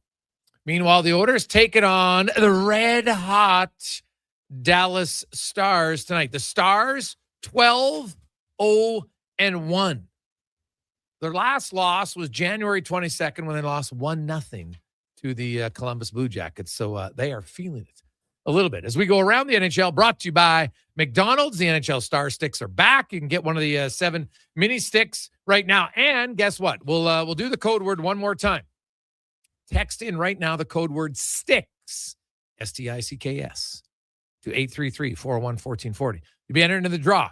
$50 GC for McDonald's. Automatically, someone's going to win that. But the bigger draw, you get in to the major draw, which means a signed McDavid jersey, a signed McDavid NHL Star Stick collectible, $100 at McDonald's and $100 at the NHL store. So pretty good prize pack. So text in right now the word STICKS, STICKS. Good luck. As we go to Dallas, longtime beat reporter, now senior writer for the Dallas Stars, Mike Heika joins us. Mike, welcome back to the show, my man. How you doing? Thanks. I think your McDonald's are a lot different than our McDonald's. we don't get the hockey prizes down here. No, you don't get the hockey prizes. Yeah, they got the little mini sticks, and so yeah, very, very good deal. You do get a lot of wins though lately in Dallas, Mike. 12 out of their last 13 games, and when you consider that Rantanen has missed 6 games, and Rupe Hintz has missed 7, or it's vice versa, I can't remember which one. But without 2 of your top 4 forwards, it's a pretty impressive run here so far by the Stars. Yeah, it's a really neat little study on what Glenn Gulletson and his coaching staff has done while they've been here. Because before the Olympic break, they were kind of just they were good defensively. They were doing a couple of things a lot better. They were struggling possession-wise early in the year. They weren't getting all the analytics in their favor. And then as they headed into the Olympic break, they started to fix those things. But then there was a real concern because they came out of the Christmas break in a real slump. So then they put a lot of work into the quote-unquote mini training camp before coming back from the Olympic break. And they've played really good hockey coming out of that. And again, as you said, without Rantanen, without Rupe Hintz, it's been really good team hockey. I believe they're giving up something like 21, 22 shots a game in that range. They were giving up 27 earlier in the year. So they've fixed a lot of things, and they've earned these victories. And that's why I think it's been a really good thing. Against Vegas, probably not their best game, except for Jake Ottinger. He was pretty solid in goal. They get outshot 27-16. They win. The injuries, it's not just those two. Radek Faksa also still out since the Olympics. Tyler Seguin's done for the season. Like, that's 4 of your top 12 forwards that are out. So their depth has taken a little bit of a hit, but I think it's made up for because their top 3 defense can match up against anybody's top 3 defense in the league. And now their third pair might be the biggest third pair in the NHL with Myers and Bishop. Talk a little bit about that new third pair and what do you make of it? I think they're hopeful that it will be the perfect fit for this team. One, because they are rangy, they can use their sticks a lot. They're both pretty physical, so they can use that factor to maybe take some minutes off of Harley, Heiskanen, and Lindell. That would be a great thing for them. But the other interesting part of it is that Myers is a veteran, and so Bishop is still, I think, just 21. I don't think he's turned 22 yet. And so to give him that kind of presence is a good thing. I think he's played with Nils Lundqvist in the past. So Nils is 24, 25. But just to have a big, long guy like Tyler Myers, I think it's going to be helpful in showing Leon Bischel how to play the game the right way, especially in the playoffs. No, that's fair. What about Lundqvist? How's he looked with Harley? He's been good. He's been better. He's an interesting guy. He's a first-round draft pick. They got him for the Rangers a couple of years back. I think he's one that Jim Nill really likes. And he didn't completely fit with Pete DeBoer. And so now with the change of the coaching staffs and everything, and they've lost some good players too, just because of free agency and having to pay the money to their own top players. So he's taking steps forward. I think playing with Thomas is a great thing for Nils. He is the hardest working guy you'll see. He wins all the fitness tests, but he's not the biggest guy. And so it's an interesting place to be. I think, and again, nothing against Nils, but I think everybody thought coming into the trade deadline that the team needed to try and go get a partner for Thomas, and then potentially slide Nils down or use one of their other veteran depth defensemen. So he's a wild card a bit. I think a lot is going to depend on what he does in the playoffs. And then they have 2 or 3 veteran guys who could step in. Alexander Petrovic of Edmonton native, I believe, was really good in the last couple of years. And so I think Nils is, just trying to be honest, I think Nils is on the clock as far as, he's going to have to prove he deserves that spot that high in the lineup. Looking at their forward group, and obviously without Rantanen and without Rupe Hintz, you've got some other guys who get probably higher opportunities that they normally would be, like Maverick Bourque, probably the main one, and even Sam Steele, the pride of our Drawson. Talk about Maverick Bourque and kind of where he's at in his development for the Stars, because I know a lot of people thought, oh man, this guy is he's a lock to be a dominant guy, and I just think it's hard to score at the NHL level. How's Maverick Bourque's development coming? I think there's a good comparison between him and Logan Stankoven. They both came up together. Logan was probably on the path to be the AHL MVP before he got called up. Maverick ended up being the AHL MVP 2 years ago.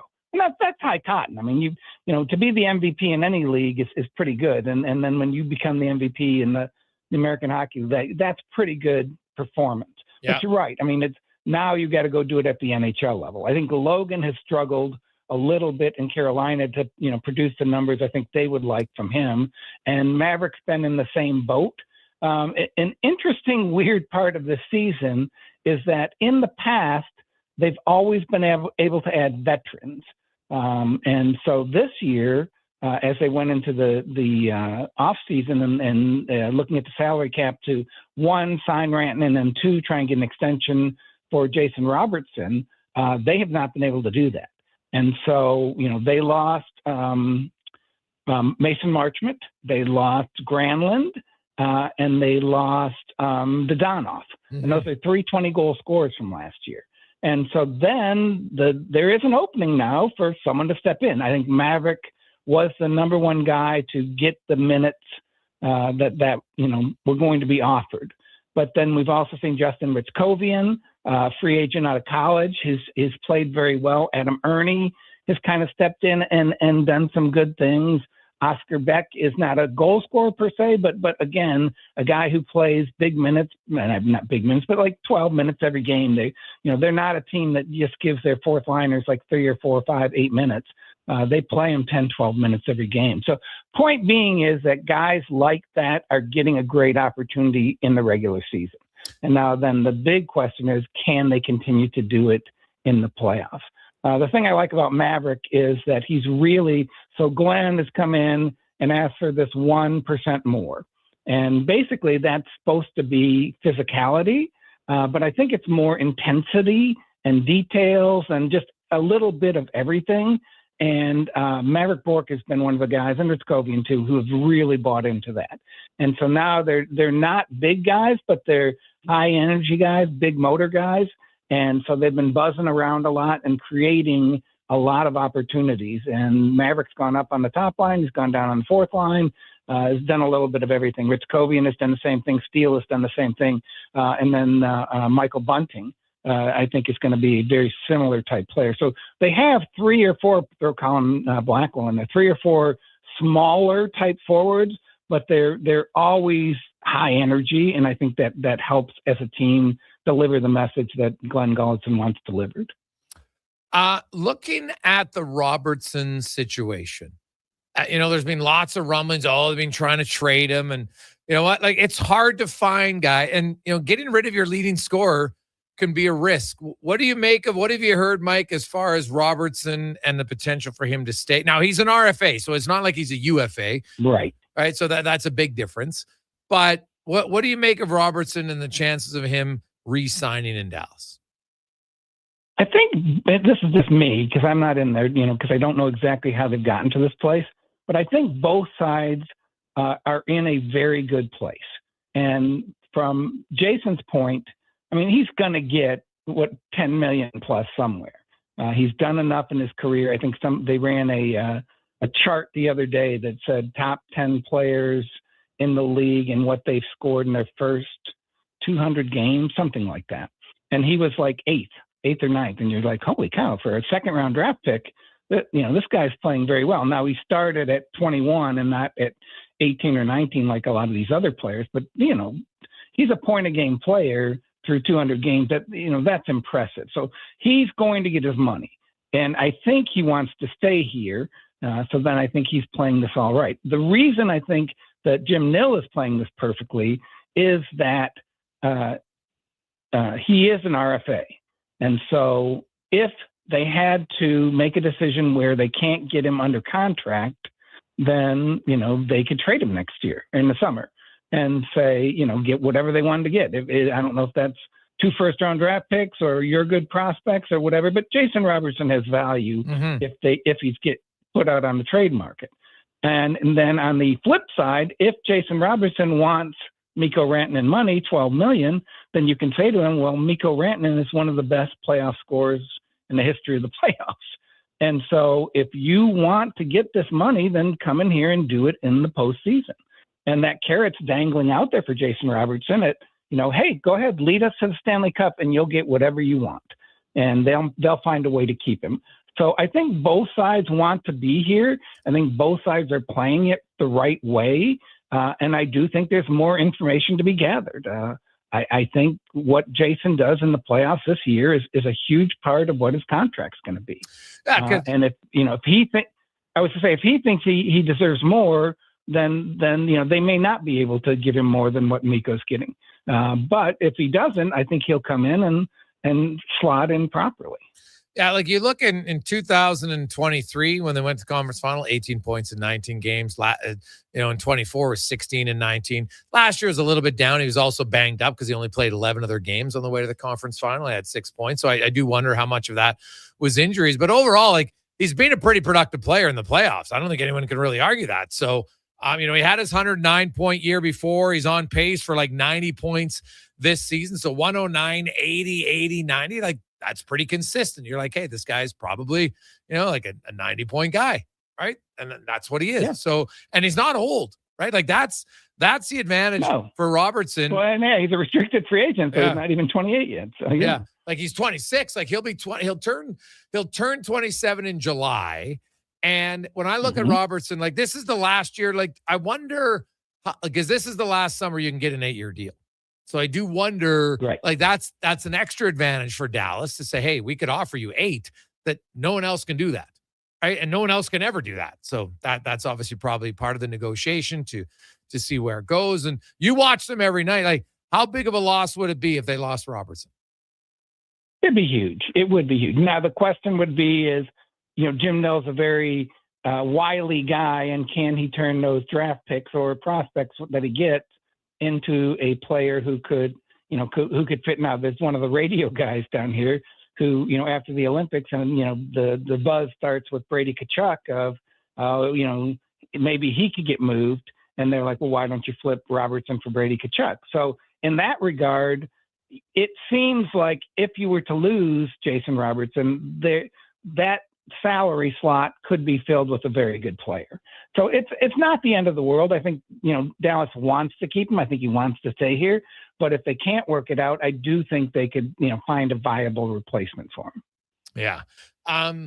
Mike, great stuff as always, buddy. We appreciate it. Have yourself a lovely day. Enjoy the game tonight, and we'll talk to you again soon.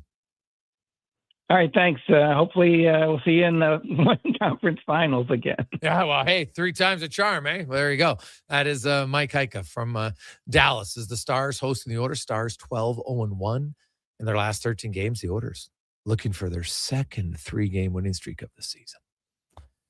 That is that's not great in Game 65 when you think about it. That it's taken them that long to win 3 in a row. But hey, because if you compare it. Just a quick comparison to the other teams in the Western Conference. So the Oilers have had 1 winning streak of 3 games. The Dallas Stars have won 3, 3, 5, 4, 4, 3, and 10. So, yeah. Like, that's a big... Like, the only team that has 1 3-game winning streak other than the Oilers is the Blues, and they've won 4 in a row. So the Oilers could get their second tonight. Chicago's had 2...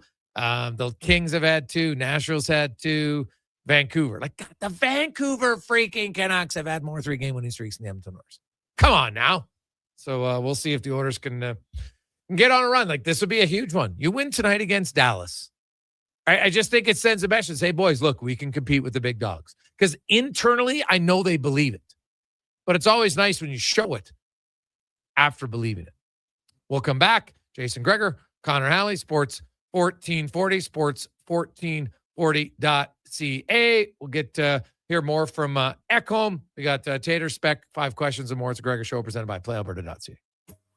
Hey, Edmonton, did you know a local Play Alberta winner scored over $500,000 on Mega Jackpots Ocean Bells? Think about the season tickets you could lock down with that kind of cash. From major casino winners every hour to jackpots worth millions and hundreds of popular games to money that stays in the province, there's never been a better time to sign up for Play Alberta. Download the app today to get started with casino, sports, and lottery all in one app. Must be 18 plus to play. When you gamble, use your game sense. Booster Juice is going crazy for hazelnuts. No, not crazy. Nuts. Booster Juice is going bananas for hazelnuts. And smoothies, but that's not the point. Banana juice is booster for hazelnuts. What? Just stop. Booster Juice is going nuts for hazelnut. Introducing the Nutty Monkey Smoothie, Holy Hazelnut Acai Bowl, and Nutty Booster Ball, all made with rich, creamy hazelnut spread. Try them today, only at Booster Juice. Canadian born, blending since 1999. And now Action Electrical's testing team is on defense duty. They're the guardians of safety and compliance, a critical part of any lineup. Precisely. They perform rigorous safety and code compliance testing for commercial operations. Think of them as the referees, ensuring everything is up to standard before disaster strikes. Their preventative plays are legendary, spotting faults early. Hire the Action Electrical team to bring home a win for your project. Visit actionelectrical.net. For the first time in 66 years, Golden Bears and Pandas hockey are on the move. During the 2026-27 Canada West season, 2 of the most successful hockey programs in U Sports history will call Silent Ice Center in Nisku their temporary home. The Golden Bears and Pandas are excited to connect with the South Edmonton community and welcome new fans to experience the tradition and excitement of U of A hockey. Same tradition, new temporary home. Golden Bears and Pandas hockey at Silent Ice Center for the 26-27 season. Got a car you're ready to part with? Find out what it's worth, fast, easy, and totally free at Go Auto. We're talking top dollar trade-ins, whether it's a little worn or still rocking that new car smell. Just a few clicks, and boom, you've got your value. Text value to 780-777-7777 to start. That's value to 780 all sevens. Why guess what it's worth? Let Go Auto show you the money. Expand your brand with Fusion Promo Marketing. Fusion is your trusted partner for all things branded merch and apparel. Thousands of products perfect for businesses, sports teams, and corporate events. Fusion with a Z. Promomarketing.ca. Who's that working on the underground utilities over there? All Star Construction, that's who. What about the street lighting? Yep, All Star Construction. And directional drilling, hydrovacking, neighborhood renewal, and telecommunication work? Yep. Yup, and yup. Since 2009, All-Star Construction has been doing all that and more, shaping and building Edmonton communities for land developers all around Edmonton. That's what All-Star Construction is all about. Whether you're a craft beer connoisseur or more of a wine aficionado, there's always something new to discover at Sherbrooke Liquor, a unique, family-owned, independent liquor store. The selection? Incredible. The non-alcohol section is also very impressive. Sherbrooke Liquor, expert, knowledgeable staff with a passion for unique finds. More than just a liquor store, we're a community. Alberta's best, the one and only Sherbrooke Liquor. Wine, spirits, and oodles of beer. Visit SherbrookeLiquor.com. Hey, sports fans, we've got a clear choice for you. At Crystal Glass, we provide customers with the perfect glass for any job. From home to auto and even commercial, installation or repairs, we're your team. Call 310-GLASS or visit crystalglass.ca. Crystal Glass. Sleep is for the off-season. What off-season? Sports 1440 is live, loud, and locked 24/7. Oilers, Elks, Riverhawks, Stingers, Oil Kings. We've got your picks. Edmonton's home for sports is Sports 1440.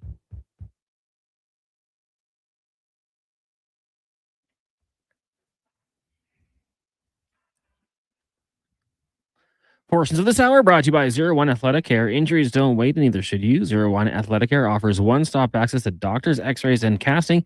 It's called Expert Musculoskeletal Care, covered by Alberta Health, right in West Edmonton Mall. Move from injury to recovery. Book now at 01.ca. That's ZERONE.ca. The Jason Gregor Show, the best of Edmonton sports talk and beyond. This is Sports 1440. Presented by PlayAlberta.ca, Alberta's only regulated online gambling website.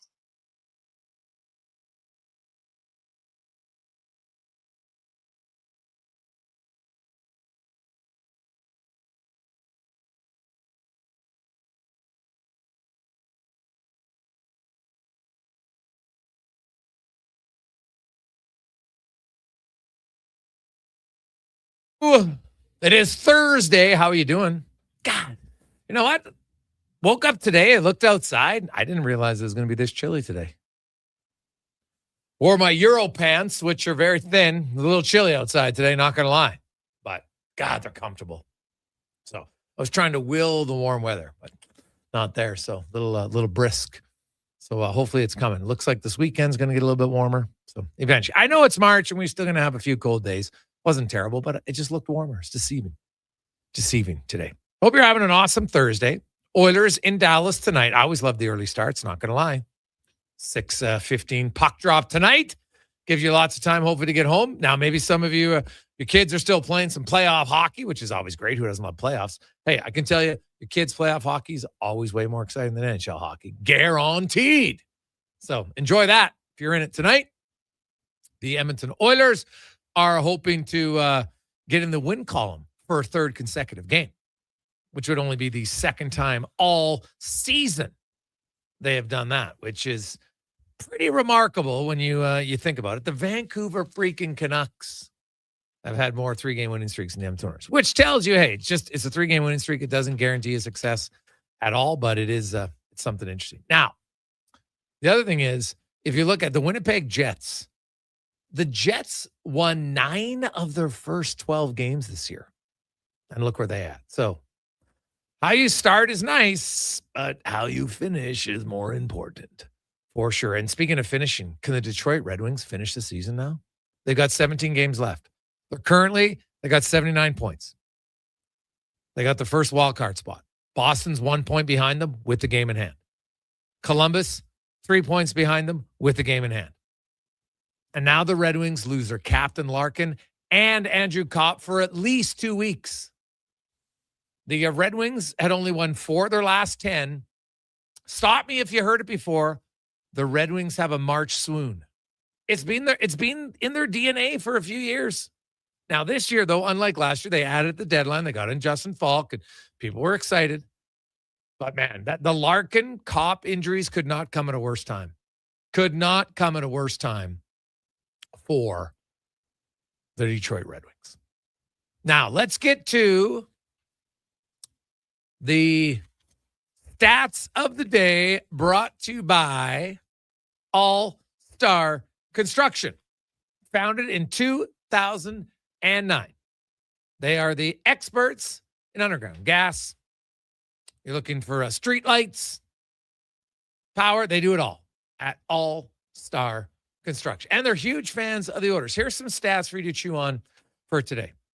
If you have Boston Bruins, now they can't win on the road, but they're looking for their 14th consecutive home win tonight. And they are taking on the San Jose Sharks.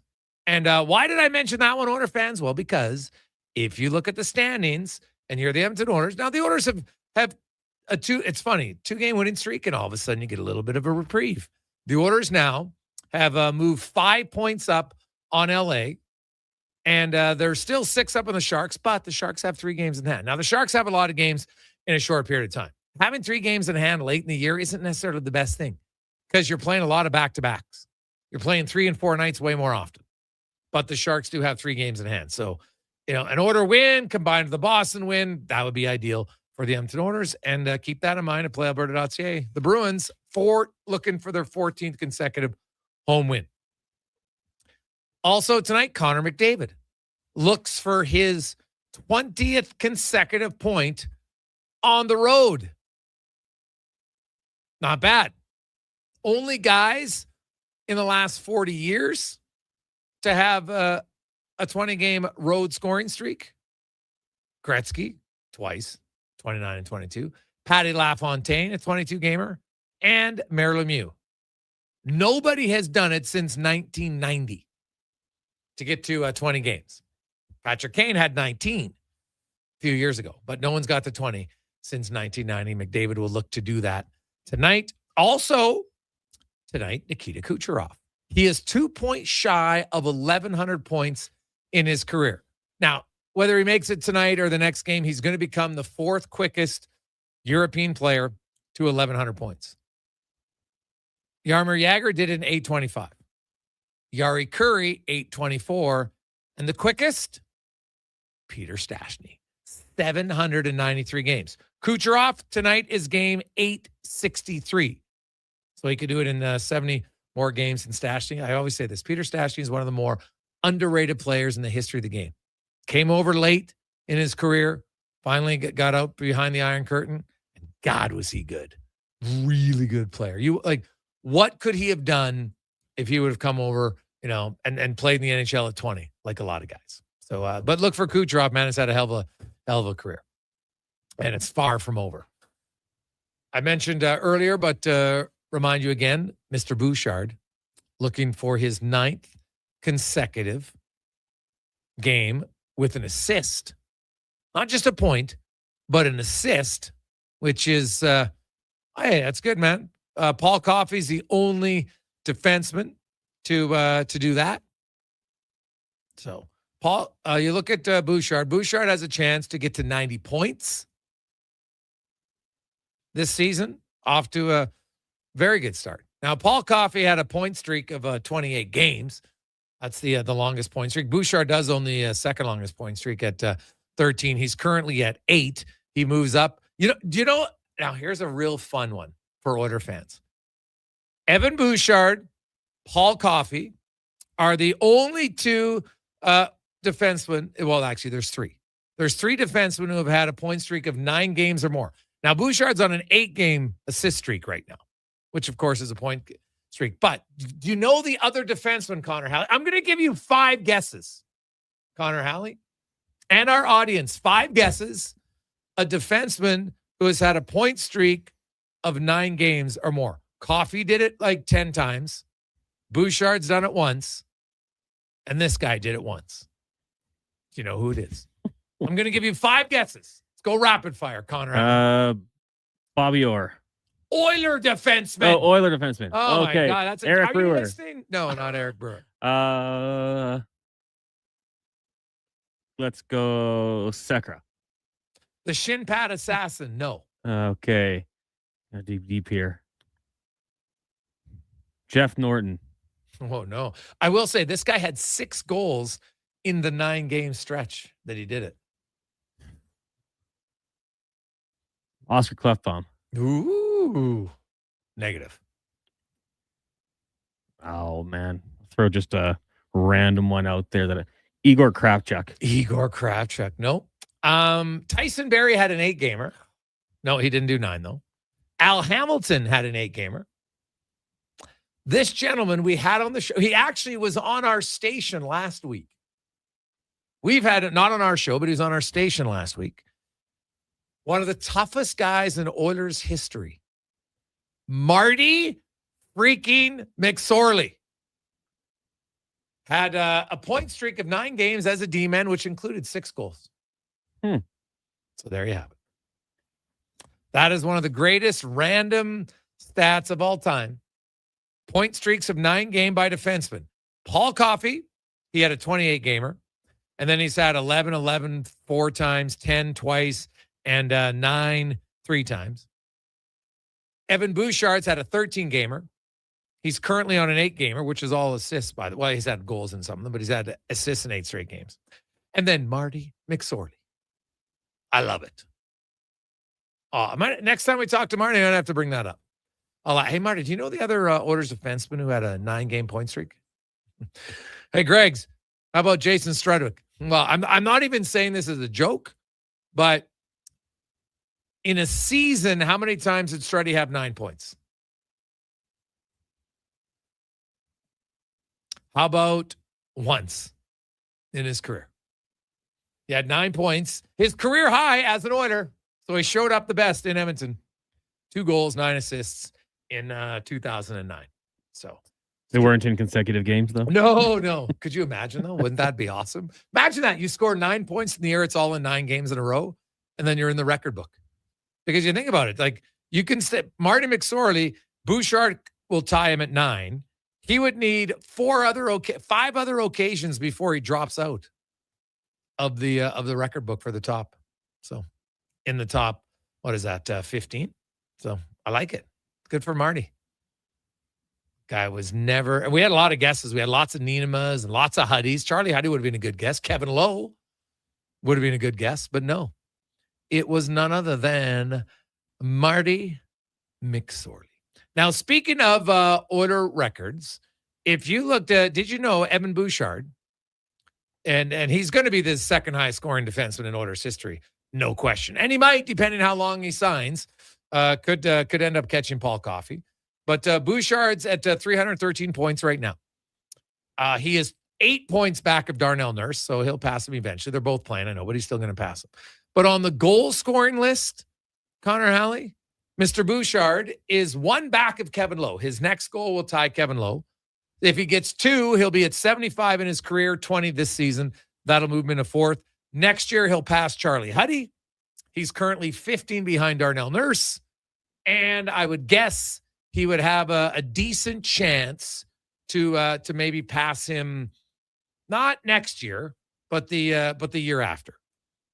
Right? He's not going to gain, I wouldn't think he'd gain 15 goals in 1 year. Although this year he has 18 already. And Nurse, well, he's 11 up on him. So, yeah, probably he could pass him next season. And that's when he'll be the second all-time goal-scoring leader amongst Oilers defensemen. But Bouchard's season, I talked about it earlier, and we got a lot of text. Hey, Gregor, why aren't more people talking about Bouchard as the Norris? Well, first of all, we've mentioned it. Like, I'm not going to mention it every segment. I'm not going to mention it every day. But, yes, Evan Bouchard is a legitimate candidate for the Norris Trophy. You can't argue it. And if your argument is, yeah, but Bouchard makes some defensive mistakes. Yes, I promote you Exhibit A. Did you see Ryan Nugent-Hopkins' second goal against Colorado? Do you think Cale Makar never makes any defensive errors? Because I'm telling you, if Bouchard would have made that play, some Oiler fans would have been freaking out. It happens, right? The best players are on the ice the most. They're going to make mistakes. But Evan Bouchard is 9 points ahead of Cale Makar right now. And really, if you dig deeper, since November 1st, that's when Bouchard has been on an absolute heater. He had a tough December, which lots of teams do after you lose the cup. But since November 1st, he has outscored Makar by 19 points. He has 19 more points in 53 games. That's a pretty big gap. He's plus 26 in that time. Makar's plus 19.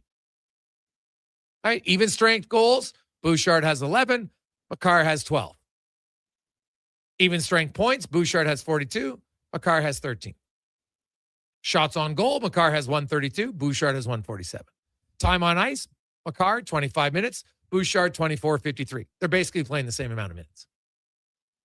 Penalty minutes, Bouchard, 18, Makar, 16. He had a slow October. Makar had an unreal October. And, but since then, Bouchard's really dominated. And on the season, Bouchard is now, quite a ways ahead of him in scoring amongst defensemen. Because it's not like Cale Makar is like a lockdown defensive defenseman. Let's not kid ourselves here. Okay? And like if Bouchard ends up 10, 15 points ahead of Makar, I don't think anybody can argue that he doesn't deserve to be. I think it's Werenski that's the toughest competition for that. Werenski's playing 26 and a half minutes on a team. Like, hey, I'm not foolish here. Makar has McKinnon. Bouchard has Draisaitl McDavid. That helps them. There's no debate. You can't argue that. Right? You can't do it. Who's the top offensive player in Columbus? It's not close to Kip Kaprizov. It's not close to McKinnon. It's not close to McDavid or Draisaitl. I like Kirill Marchenko. He's really good, but he's a 56-point player. Right? McDavid has almost twice as many points. That's why, to me, Werenski is going to be his biggest challenge. Lane Hudson's had a really good year, too. Mo Sider's had a really good season.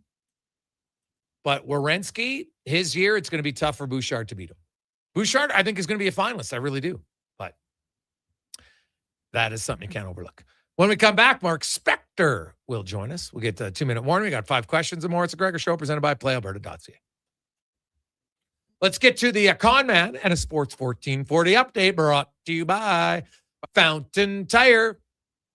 Tires, wheels, oil changes, vehicle repair, all in one stop.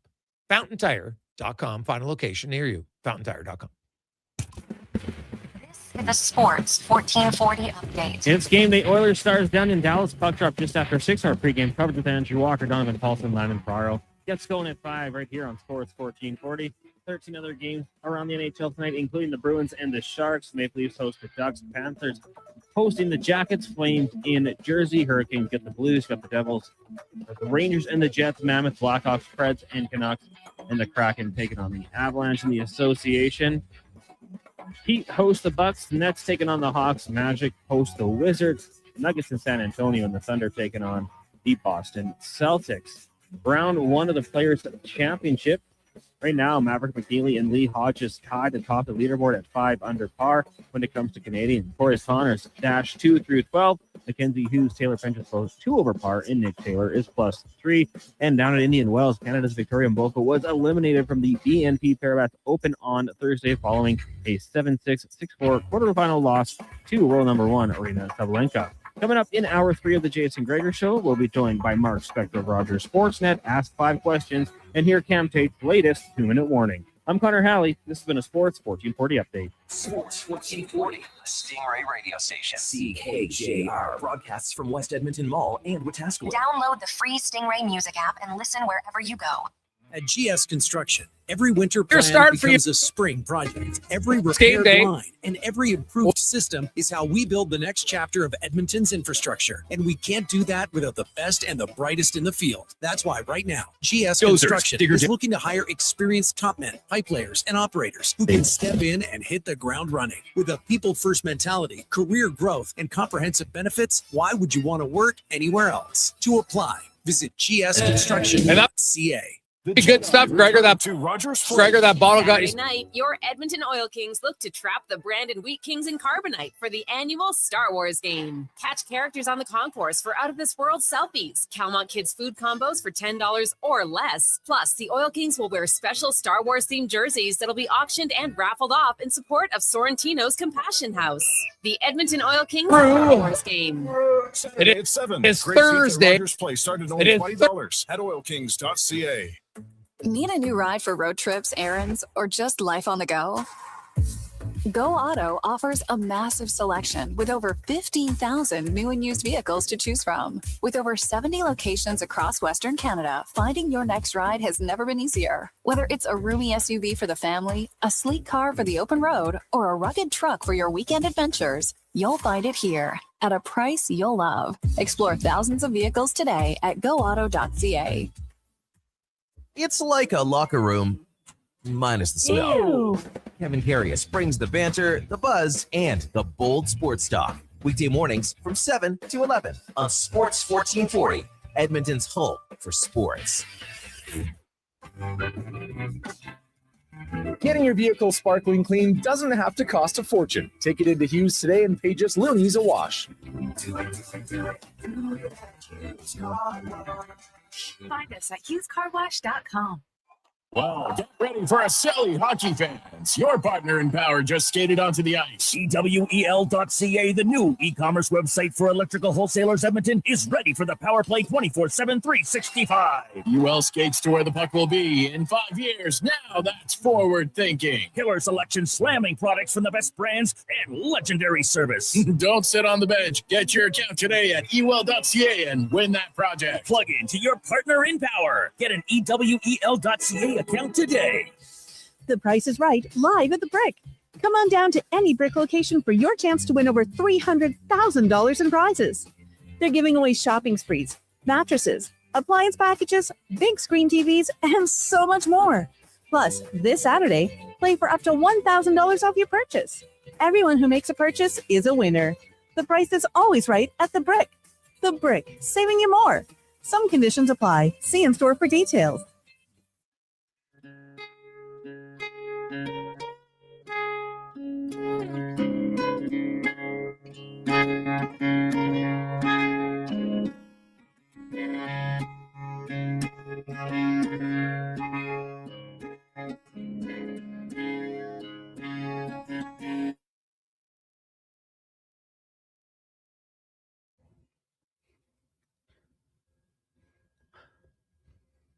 Portions of this hour brought to you by Ewell, helping you finish your electrical project is their goal, from pot lights to electrical panels.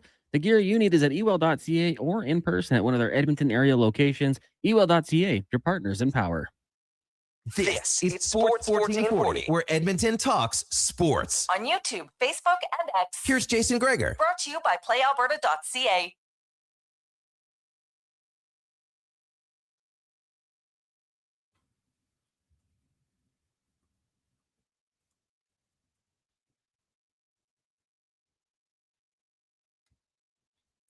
Just after 4 o'clock on a game day, puck drop coming up in about 2 hours' time. The Oilers in Dallas to take on the Stars. It is the Gregor Show, presented by playalberta.ca. It is the Daily Grand, where you can get your tickets at playalberta.ca. $1,000 a day for the next 20 years. Good luck. Get your tickets. playalberta.ca.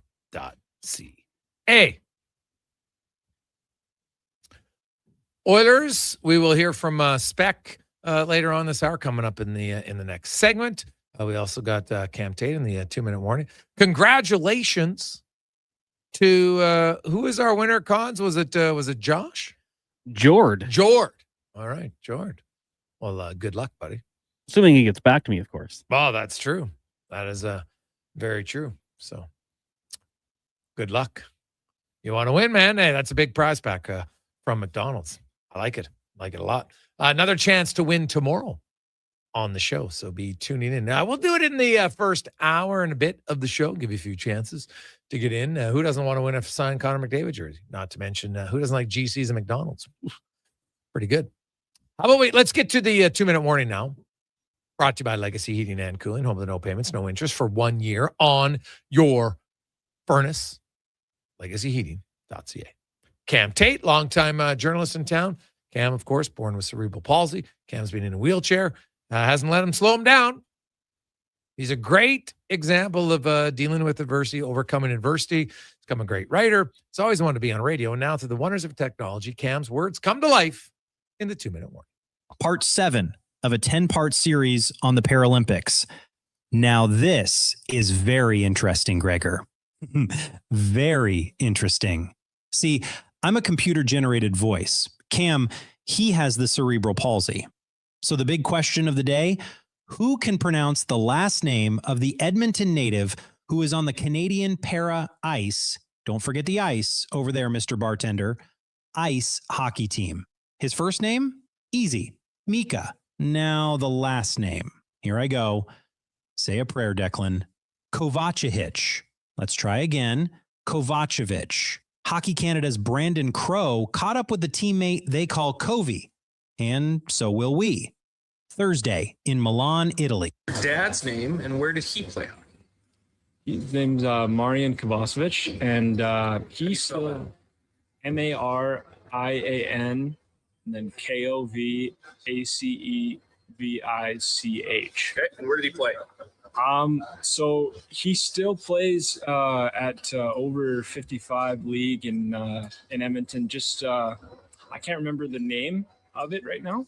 But it's just like an over 55 league in Edmonton. He still like goes a couple times a week here and there. And, he didn't play any high level hockey anywhere, but he just kind of played the all the way up. And I'm not too sure of all the different areas he played, but he's been playing his whole life. So there's some fundamental differences between, say, wheelchair basketball versus Paralympic hockey. For yourself, you chose the hockey route. Could have went the basketball route. Talk us through that. Yeah, I just like early on, I didn't really know sledge hockey or para ice hockey now was even available until my dad found it at a local rink. And then I went to just go try it out. And then once I tried it, I loved it because I'd always loved hockey before even playing, but I just never knew it was an option because it was still pretty new at the time. But yeah, I played a little bit of wheelchair basketball. I enjoyed it, but I just just wasn't for me. Like I'd always loved hockey. Canada, China, semifinal tomorrow, 11 a.m. CBC Gem. 2-minute warning. This is Cam Tate, Sports 1440. I feel like Tater was yelling at us there, the last one there. Hey, Tater's all fired up. Hey, this is Cam Tate. He's fired up. I like it. I think he was writing in all caps. Hey, Cons? I think he was writing in all caps there. Might have been why. So it's good though. He's fired up about the Paralympic Games. Why not, man? Canada's hockey team's looking good. Looking good now. Hopefully they can finish it off. It's always exciting. I like it. Hey, guys, any reason why there isn't more talk about the Norse? Well, I'll just ask this question to Oilers fans. Are you seeing lots of talk everywhere about the Hart? Are you seeing lots of talk about the Vezina? Like, it's not just like, how much talk should there be? I can tell you, as a voter, I'm not talking about my votes all the time. I can't even tell you who I vote for until after the votes are public. Right? So when I hear someone say, well, where's all the Norse talk? What do you mean? Where should it be? I think, do you have to have an update every day? We've said it numerous times. I've said it for over a month. Bouchard will be in the conversation for it. No question. And if you go and you look at playalberta.ca and you look at other places, who has like the third best odds to win the Norse? It's Evan Bouchard. So yes, people are noticing it. Like they're not going to fawn over Evan Bouchard every day, right? Because you're an Oilers fan. It's just not going to. But I wouldn't worry about it. Bouchard is he's getting his cookies. People recognize he's good, and people's perception, it's hard to change. Okay, most people don't like change. Think about yourself. What have you changed recently? Something you're like steadfast believer in, right? Like we could go through the whole, like, look at our society overall in general. Like people have a tough time wanting to change their views. So people are, Evan Bouchard turns the puck over. And I'm like, okay, well, how about I give you Exhibit A, the 2024 playoffs? Exhibit B, the 2025 playoffs. Yeah, but you know what? In November, remember that giveaway ad? Yeah, okay. You remember that, but do you remember the great play made in March? No, I don't remember that. So, it all depends on what people want to remember. So, and some people who have said he's brutal defensively, they don't want to admit that maybe they were a tad over the top in their belief of how bad he was.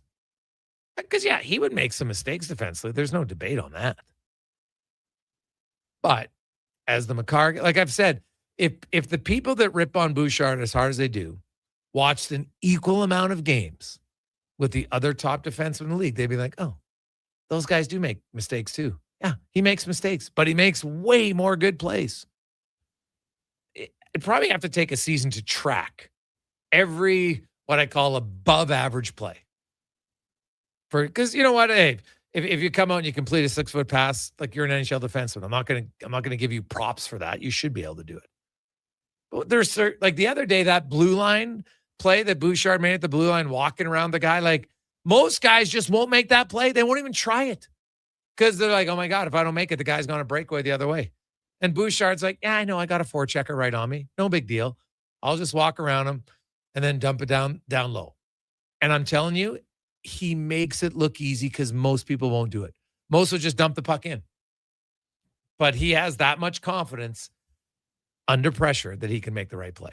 And like I said, has Bouchard made one real big error? I know it was at the Carolina game, and I watched that replay again. That to me wasn't like where you actually pass it. That puck came off his stick because when he's stick handling the puck and he brought it over on his backhand side of the puck, and his stick hit the wall, and then the puck bounced off of it. I don't look at that as like, and I've seen giveaways from Bouchard where he looks up and he just softs up a pizza right up the middle. I haven't seen one of those, so it's pretty good. Hey, Gregor, people are wondering why no one's talking about Bouchard when you have Makar, Werenski, and Quinn Hughes, the Norris tracker. Yeah. Well, what's hilarious about that is, and it's NHL.com writers who, by the way, none of them can vote on it. Number two, the picture you sent to me, Lance, they only have Quinn Hughes' games with Minnesota. Like, it's moronic. Oh, here's the points. Cale Makar, Zach Werenski, Quinn Hughes. I'm like, yeah, come on.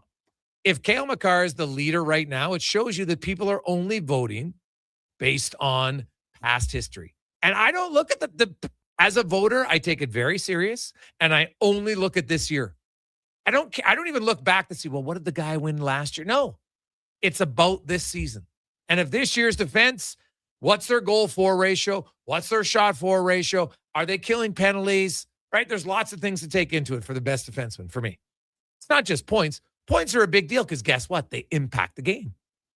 So then you got to look at goals against because those impact the game as well. And by the way, I don't just look at 5-on-5 because lots of goals are scored on special teams. Anybody who only looks at 5-on-5 is missing out on a massive part of the game. Like, to me, it's ridiculous to look at it and say, oh, you know what? I'm only going to count 5-on-5. That matters the most. No, it doesn't. It doesn't matter the most. That's actually very narrow-minded. Like, if you score a power play goal, does that impact the game less? No. It impacts the exact same as if you score a goal 5-on-5 or shorthanded. They're all worth one. Now, a shorthanded goal is harder to score. I would agree, but it's not more important per se. It might give you a bigger jump, but now we're getting into guessing games a little bit. But you look at it, like, look at Colorado. So Colorado has 175 goals, 5-on-5. And they have 238 goals overall. So are we just supposed to ignore the, what is that? 63 goals that aren't scored 5-on-5? Doesn't make sense to me. Right? You got to include everything. Everything in your goals matters for me. So, like the Oilers have, they've scored 35 fewer 5-on-5 goals than Colorado, but they've only scored 7 fewer goals than Colorado. So it's the whole game that matters to me. And just like it is for goals against. Right? If you're a guy who's on the penalty kill and your team's getting lit up on the penalty kill, well, then maybe you're not doing something right on the penalty kill. So to me, I like to include all of it when I look at it. When I see someone who only includes 5-on-5, I'm like, but you're missing out on pretty significant part because there's more goals per 60 on special teams, for and against, than there is 5-on-5. It's not even close. Actually, like not even close. Like look at the time on ice for power plays and then look at the time on ice for 5-on-5. And someone wants to tell me what 5-on-5 is more important. Well, actually, it isn't. And just because you're good on the power play, I don't use that as a negative. Like I'd always the Oilers score a lot in the power play. Yeah, it scares the bejesus out of the opposition, especially now where the Oilers like running at like a 50%, might actually be 47.8 here in their last 10 games. So the other team now, they might not check you as aggressively because they're worried about taking penalties. So that can help you by getting a little extra time and space. So yeah, of course it matters. 100%. We'll take a break. We'll come back. Mark Spector joins us, and we got 5 questions. It's the Gregor Show, presented by PlayAlberta.ca. You got a go-to coffee spot, a trusted barber, even a lucky game day jersey. But when it's about looking your absolute best, there's only one name you need. Mr. Dirk. Family run since 1939, we're experts in crafting impeccable tailor-made suits and offering a wide variety of everyday styles. Pair that with personalized one-on-one fittings and the convenience of on-site tailoring. Mr. Dirk elevates your style game. Visit our Edmonton store or explore MrDirk.com. Score big on style with Mr. Dirk. Booster Juice is going crazy for hazelnuts. No, not crazy. Nuts. Booster Juice is going bananas for hazelnuts. I mean, there are bananas in smoothies, but that's not the point. Banana juice is booster for hazelnuts. What? Just stop. Booster Juice is going nuts for hazelnut. Introducing the Nutty Monkey Smoothie, Holy Hazelnut Acai Bowl, and Nutty Booster Ball, all made with rich, creamy hazelnut spread. Try them today, only at Booster Juice. Canadian born, blending since 1999. Excavators, loaders, lifts, compaction equipment, and more. Find the XCMG construction equipment you need. Available for rental or sale at Japa Machinery Group. Japa, helping build Alberta from the ground up for 50 years. Visit japamachinery.com. The job isn't done until the last load is hauled, and having a semi-trailer out of commission is not an option. Whether replacing or adding to your convoy, Edmonton Trailer has a huge inventory of new and used semi-trailers, trusted by the gravel, logging, oil field, fluids, and freight industries. Find a trailer right for you online or at one of their 3 locations. For sales, service, parts, rental, and finance, when you're in it for the long haul, Edmonton Trailer. Great news for your weekend project. CFI, that's Custom Floors Inc., is now open 6 days a week with Saturday hours from 10 till 2. Get top quality Canadian products from Beaulieu with the convenience you need. For your free estimate, visit CFI at customfloorsinc.ca. Welcome to Silent Ice Center, the region's newest hockey and event center in Nisku. Featuring 2 NHL-size ice surfaces, premium seating, private suites, and an electric atmosphere. From elite hockey to major tournaments, concerts, and special events, this is where the action lives. And with Summit Restaurant overlooking the rink, every event is a full experience. Silent Ice Center, built for champions, built for the community. Book your ice, your event, or your next big night at Silent Ice Center. Email booking at silenticecenter.com. Do you listen to sports radio at work?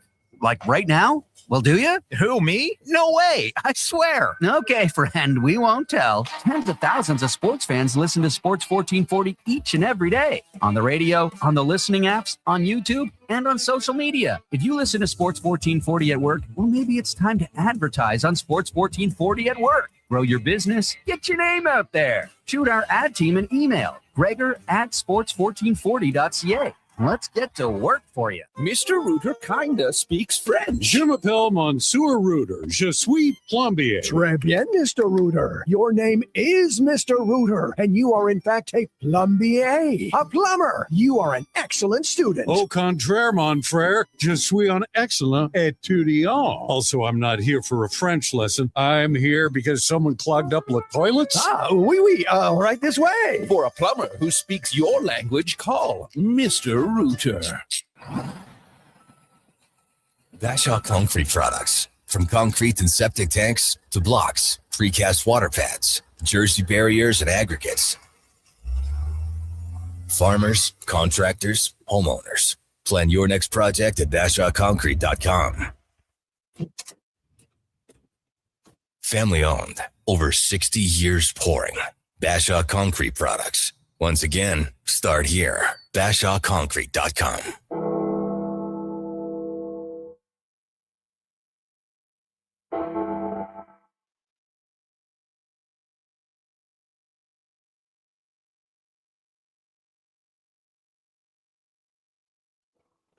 Portions of this hour brought to you by Elks Nation. Check out elksnation.ca. Articles, podcasts, and more breaking down the green and gold. The most in-depth EE football coverage, elksnation.ca.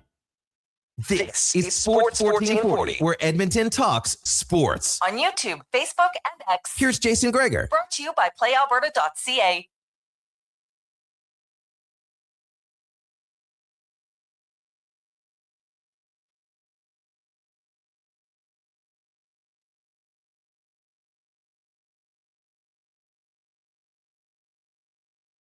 .427. Welcome back. Jason Gregor, Connor Halley, Sports 1440, sports1440.ca, YouTube, Facebook, X, and Instagram. A lot of text finding. Hey, Gregs, would you say a good comparable for Bouchard would be Erik Karlsson in his prime?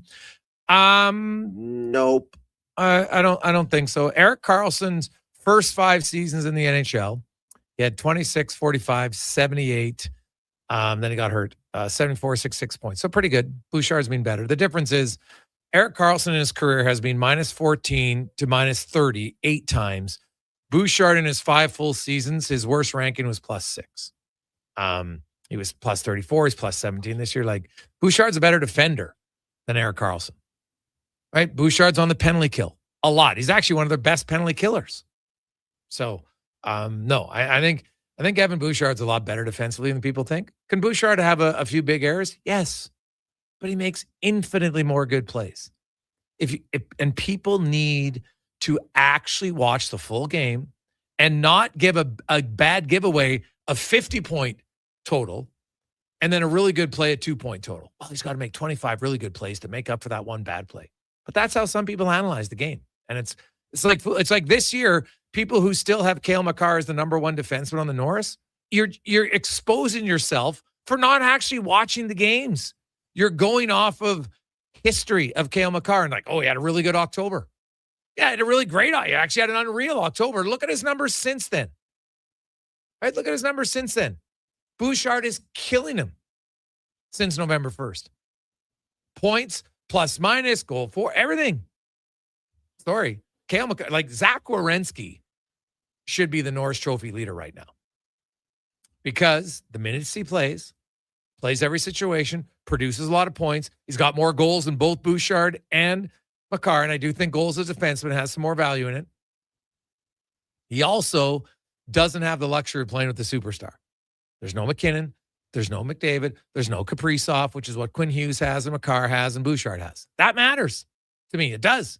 He's putting up all these points, and Kirill Marchenko leads Columbus in points. He's basically got 56. That's like half almost of what McDavid has, right? McDavid has 110. The guy's got 56 times 2, 112.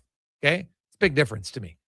And I think we're just this season. I'm not saying who's a better defender overall. I'm talking this year. And that's what, when you vote on it, you better vote for the year. I don't vote on reputation. I don't even look to see how many previous awards a guy's won because it's irrelevant. I don't vote on a guy. Well, he deserves it. BS. The best guy who I think for that year deserves it to get my first place vote. I don't look and say, well, you know what? Geez, this guy's never won. I'm going to give it to him. No, I don't do that because I think that's unfair to the guy. Why? This isn't participation. This isn't minor hockey. Oh, everybody gets a trophy. It's not how it works. I hate that argument. If the guy's the best defenseman 8 years in a row, he should win the Norris 8 years in a row. It's just that simple for me. So everybody's going to have different philosophy on it. But that's mine. I don't look at the past. I don't look at history. I look at this year. From game 1 till now, who's been the better guy? Now, Makar's great start helps him, no question. But his 53 games after the great start haven't been as good as Werenski's or Bouchard's. Even Lane Hudson, Mo Sider's had a really good year in Detroit. So those are guys that would be on the ballot for sure. Now, let's get to the spec report brought to you by GS Construction, your underground infrastructure specialists. And they are hiring. I just want to get hired just so I can say, hi, I'm a top man. Like, it's a sick name. Top man, pipe layers, operators. Who wouldn't want to be a pipe layer too? Some good names. GSconstruction.ca as Mark Spector from Rogers Sportsnet joins us. Spec, how you doing? Doing okay. Yeah, you'd be great at those jobs, but Oh, man, we'd have to get our hands dirty to start with. Dude, I worked in the oil field a lot longer than you, softy. Well, you were right at the Gazette, wherever the hell it was. I was working the oil field for like 9 years. I have I know how to work in the oil field. It is a hard job. Trust me. Hands get dirty. And I can, buddy, Varsol is the worst. Do you even know what Varsol is? Oh, yeah. I worked in gas stations and college pro painters, baby. Varsol is the worst thing on your hands, man. I will say I don't regret not having that crap on. And you might as well just suck the hydration right out of your hands. It's the worst. Mm-hmm. The Edmonton Oilers, they have an opportunity here, Spec. I'll be honest, at the start of the road trip, if you would have told me the Oilers would win their first 3 games, I'd have said, yeah, right. But here they are. And they beat Vegas. They beat Colorado. Now they're going to Dallas. And the Stars are playing really well, but there is no Rupe Hintz. There is no Mikko Rantanen. There is no Radek Faksa. There is no Tyler Seguin. Like, they're a little bit banged up. Their bottom 6 is not nearly as deep as it would be if all those guys were in it. So here's an opportunity for the Oilers to beat a good team tonight and maybe end their streak. Yeah, I mean, the Oilers are, when they play well, they're a good enough team that it doesn't really matter as much who they're playing. Nugent Hopkins, I think, said, maybe it was in Vegas, that, he said, if we know that if we play this well, we can beat anybody in the league. And I mean, sometimes teams say that and you go, yeah, sure. But the Oilers are a 2-time Stanley Cup participant here. So, yeah, when they lay down their best game, I don't care what rink they're in. They can beat any team. And, yeah, Dallas is 12-0-1 here, so they're good. And the Dallas Stars are always good. But winning big games in, what do we call that place? American Airlines Arena, I think. Mm-hmm. Is not a problem for the Edmonton Oilers. They walked through that rink and won a whole bunch of games, the last 2 conference finals. So can you win there on a Thursday night in March? Hell yeah, you can. Yeah, no, for sure. The Oilers have won there more in the playoffs than they have in the regular season. That's for sure. Dallas, similar to Colorado. Colorado spanked the Oilers in Edmonton earlier this year. Dallas did the same thing. And I know that Edmonton didn't have the start they wanted in Colorado, but they bounced back. Their power play is on an absolute heater right now. And they're going to have some new faces in. Adam Henrique comes back in tonight. Stastny comes in. Tristan Jarry gets the start. Emberson and Doc are back in Edmonton being reevaluated. So they're down to 12-6 on the road trip, barring injury. That's what they'll finish with. But you look at Edmonton, and I think the one area Henrique's going to help out is definitely on faceoffs in the defensive zone. Yeah, for sure. And he's having a veteran guy come in your lineup like that, that's great. There's lots of stuff he helps with. He's pretty good penalty killer. He's really good with the D zone face-off for sure. Having Szymanski just be around him and on his line is good.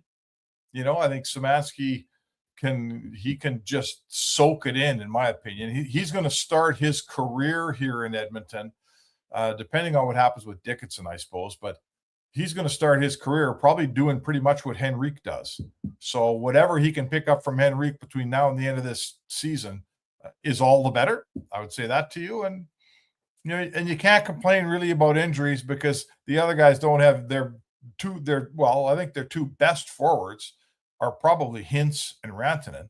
So you're missing a 4th-line winger and a 6th defenseman. I don't think you can complain much. I want to say this. The good news is, really, the one that I was kind of a little leery about was Ingram, and he practiced this morning. He's going to back up tonight, and it sounds as if he's ready to play start tomorrow night in St. Louis. Yeah, or Jarry goes back to back. You never know, but we'll see on that. I look at the the matchup tonight, Spec. The matchup to me isn't as much the forwards; it's the defense, right? Miro Heiskanen up against McDavid, so that means like Thomas Harley's a really good defender, but I don't have a bunch of faith in his defense partner. I think that's the pairing. You want to go after Nils Lundqvist tonight for sure if you're the Edmonton Oilers. Well, listen, they'll have the final say because home team obviously gets the last change. So if you're, if you're Glenn Gulletson, I guess I'm asking you, who are you putting out against the Edmonton Oilers top line? And remember, you got Draisaitl coming over the boards next, right? Yeah. Are you gonna go with Lindell and Heiskanen? Are you gonna go with Harley and Lundqvist? Who gets the McDavid line? Probably Heiskanen, I would say. Well, and honestly, I think the Myers Bichelle, they might get the Draisaitl line. Like we've seen Liam Bichelle up against the Oilers guys a bit just because of his size. Like those two guys, Spec, look at them on the ice, man. You got two human cranes out there. It's 6'6", 6'7". Well, for sure for Myers, and I think Bishop. I can't remember if Bishop's 6'6" or 6'7", but those are two really big guys going out there. So you'll probably see a little bit of a switch there because I'm not sold that they're that confident yet in Lundqvist. We had Mike Hike on the show, and he says, "Yeah, it's been all right," but was kind of tepid in his praise of his play. It's funny because if I have Harley in my defense, I want to give him a lot of minutes. He's a well, you can't just play 5, right? Probably switch up. Yes, you're going to maybe play 5. So I'm sure you can do all that, but you're right. I'm just looking at their lines now. Their bottom 6 is, Adam Ernie is on the 3rd line here.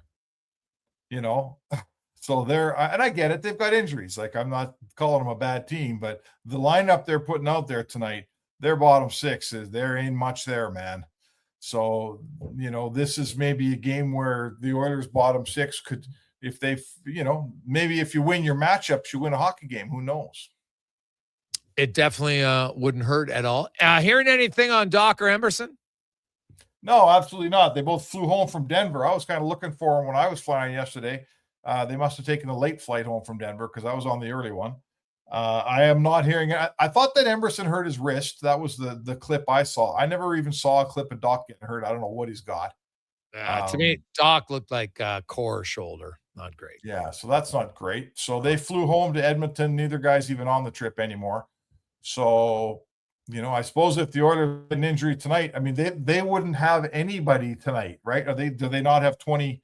Well, yeah, they have 20 skaters. If they get an injury, they don't have any cap space. So unless they move somebody to LTIR, they couldn't. You have to play a skater short for a game. Then you can have. Now, when I say emergency, because they're like, well, hey, they just called up Szymanski. No, Szymanski was called up on an emergency basis, but not for the salary cap. Emergency basis for the AHL recall. That's what his was, right? So he fits under the cap, but they use it as an emergency, so it's not one of their 4 recalls. But now, if the Oilers had another injury, they'd have to play either they move someone to LTIR or they'd have to play one game with 19 players, and then they could recall someone for their home game. Okay, well, whatever. The point would be you got 20 healthy guys going into tonight's game. If you end up playing 19 tomorrow in St. Louis, you can live with it. And then square up when you get back to Edmonton. But listen, they're going pretty good. I really like the balance to their forward lines that Dickinson has brought. And I like the line he's playing on. I like their bottom 6 is more influential in a hockey game the way they've got it right now. And that's the goal, man. They got to get away from being a 2-line team. And I think that's the direction they're going, Jay. Oh, hey, Spec, I don't want to say, but ever since I asked the question, there hasn't been any 97-29. So, if it goes the rest of the year, Spec, I'm just going to take credit for it. Yeah, you can just take credit for that. Yeah. Yeah, well, exactly. No one else saw it. Spec. Clearly, no one else saw it. I was the only one who saw it. No one, we hadn't talked about it for months at all. Like, no one remembered that. It was clearly a question. No, but they got a bunch of guys that are showing up here, that are starting to play. Sorry? Yeah, they're playing better. Guess what? You play better, then you make the most of your ice time. They're not getting more ice time overall. They're just playing better. They're getting more noticeable. Yeah, look at Savoy. Ever since the Olympic break, Savoy's been a different player, man, and he's holding on to it. It's not just a couple good games. It feels like he's taking a step, and he's not going to give it back. Kapanen somehow keeps coming off injury and walking in the lineup and helping you win. It's amazing to me that he does it, but he has been. We've seen Fredericks taking a step here after the Olympic break. He's a bit of a different player, and that's making you better. Roslovic's helping you, and everybody else. Podkolzin just continues to have a great season. So, there's some things coming together here a little bit, I'd say. Yeah. Zach Hyman tonight will play his 700th NHL game. Yes, he played his first 345 games with the Toronto Maple Leafs, had 185 points. In 354 games with the Oilers, he's had 302 points, 171 goals to 86 goals. He has, you go down, there's Zdeno Chara, Marian Hossa, and Zach Hyman might be the 3rd best free agent signing in the salary cap era. Yeah, you could certainly have that conversation, right? What a well-rounded player, excellent person, off the ice, we deal with him all the time. He's one of the best, quote, smartest guys. He manages to let you in as a reporter and by extension, the fans out there. He lets us all in without compromising like team secrets or anything. He just lets you kind of know what's going on and makes you feel like you got a grip of how, what's happening in that room without belying any confidence on the ice. Like, what do you want from the guy? Like he scores you, let's say he's a 35 goal guy, 40 goal guy. He pairs perfectly with McDavid. He has some grit and some tenacity. He scores his goals from all the places Ryan Smith used to score his goals. Listen, he's all how the Toronto Maple Leafs let that player, when they lack in all those things I just listed off, and there's about 10 of them, and I think the Leafs don't have enough of any of them. How they let that player get away is probably a pretty good example of why the Leafs aren't very good, huh? Oh man. Well, it's funny. You let Hyman go and then you never really replaced him, right? Like the Oilers let Holloway go and people can say that was a bad decision, and I would agree. But they replaced him with Podkolzin, right? For a 4th round pick. Like you found a way to replace the guy. Not exactly the same. And obviously Holloway had a really good year last year and this year has come back down a little bit. And Podkolzin's maybe not as highly offensive, but at least you replaced him, right? With someone. And that's where Toronto, they got rid of Hyman, who was a very different skilled player than what they had before. And then they kept soft skill. Yes, and they've been looking for a Zach Hyman ever since. Yep. Yeah, they kept soft skill and let some of the only bit of precious bit of hard skill that they had, a local kid too, no less, let Hyman walk and paid the softer skilled guys, including Marner, who they had, and then they ended up losing Marner for almost nothing, So it's just an indecisiveness and really a misguided Leafs team that I question. Like, again, from the outside, I looked at that team and I thought there's got to be a soft skill guy you can move to create salary cap room for Zach Hyman at 5.5. That's what he's making. Like, it's not even that much money. And they kept all their soft skill, and bad idea. History's back on this one, boys. The jury's home. That was not a good idea for Toronto. Yeah, very true. Have yourself a wonderful day. When's this game start? 6:00, right? Hour and 15? Puck drop and at around 6:15. Yep. All right, let's get after it, boys. Here we go. There you go. That's Mark Specker, the Spec Report, brought to you by GS Construction. We will come back. We got 5 questions. It's a Gregor Show presented by PlayAlberta.ca. Hey, Edmonton, did you know a local Play Alberta winner scored over $500,000 on Mega Jackpots Ocean Bells? Think about the season tickets you could lock down with that kind of cash. From major casino winners every hour to jackpots worth millions and hundreds of popular games to money that stays in the province, there's never been a better time to sign up for Play Alberta. Download the app today to get started with casino, sports, and lottery all in one app. Must be 18 plus to play. When you gamble, use your game sense. Whether it's a house, a gas station, an apartment complex, or any new building going up above ground, the work always starts below ground. And that's where you'll find GS Construction. GS Construction ensures the first step, relocating utilities, installing new ones, and building the underground systems, is taken to make progress possible. But the work can't start without you. GS Construction is currently on the lookout for experienced top men, pipe layers, and operators. To apply, visit gsconstruction.ca. You've got a go-to coffee spot, a trusted barber, even a lucky game day jersey. But when it's about looking your absolute best, there's only one name you need. Mr. Dirk. Family run since 1939. We're experts in crafting impeccable tailor-made suits and offering a wide variety of everyday styles. Pair that with personalized one-on-one fittings and the convenience of on-site tailoring. Mr. Dirk elevates your style game. Visit our Edmonton store or explore MrDirk.com. Score big on style with Mr. Dirk. Day or night, tasting just so right. You can order Oodle Noodle at oodlenoodle.ca, delivering you the news almost right away. Remember, you can order Oodle Noodle at oodlenoodle.ca. oodle-oodle.ca. So stay on your couch all day and oodle-oodle.ca. Oodle-doodle. The longest running basketball show in Canada airs every Saturday morning at 10 on Sports 1440. Hoop City with Paul Sir introduces a new generation of basketball talk, and it's right here on Edmonton's home for sports, Sports 1440. Actions speak louder than words. Japa Machinery Group puts your construction plan into action with XCMG construction machinery you need. Available for rental or sale. Learn more at japamachinery.com. At Fountain Tire, success is a team effort. They're committed to their team members and their customers. And that means treating your vehicle like it's their own and finding solutions that suit your needs. Because whatever the road brings ahead, they're on it with you. Visit fountaintire.com today.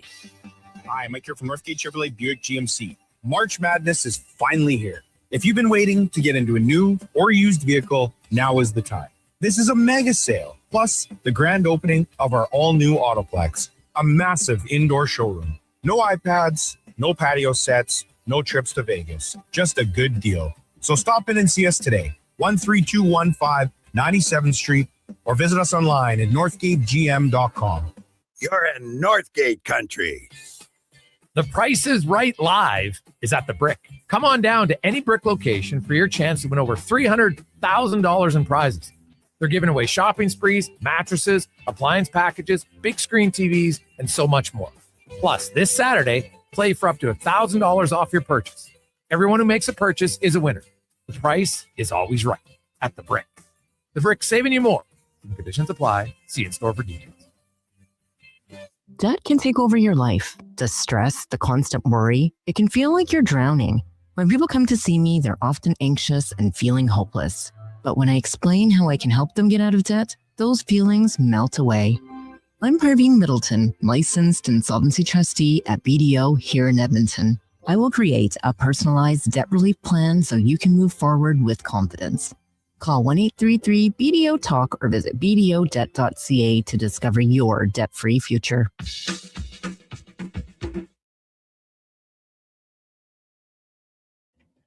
Portions of this hour brought to you by Cantork. We offer sale, rental, repair, and calibration of hydraulic, pneumatic, and battery-powered torque wrenches, stud tensioners, and flange maintenance equipment. Order today at cantork.com. The Jason Gregor Show, the best of Edmonton sports talk and beyond. This is Sports 1440. Presented by PlayAlberta.ca, Alberta's only regulated online gambling website.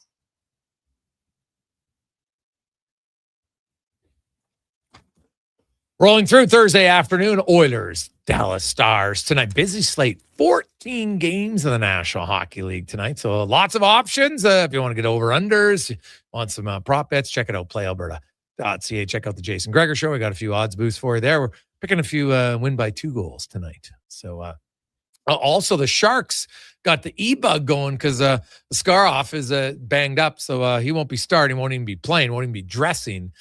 And man, Boston, who has won 13 in a row at home, looking for 14. Meanwhile, the Sabres on fire, looking for their 9th consecutive win. They could win 10 in a row twice this year. Colorado's already done it once.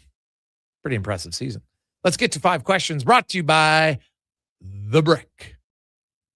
And right now, oh man, can you get some deals? Because The Price is Right Live is coming to The Brick.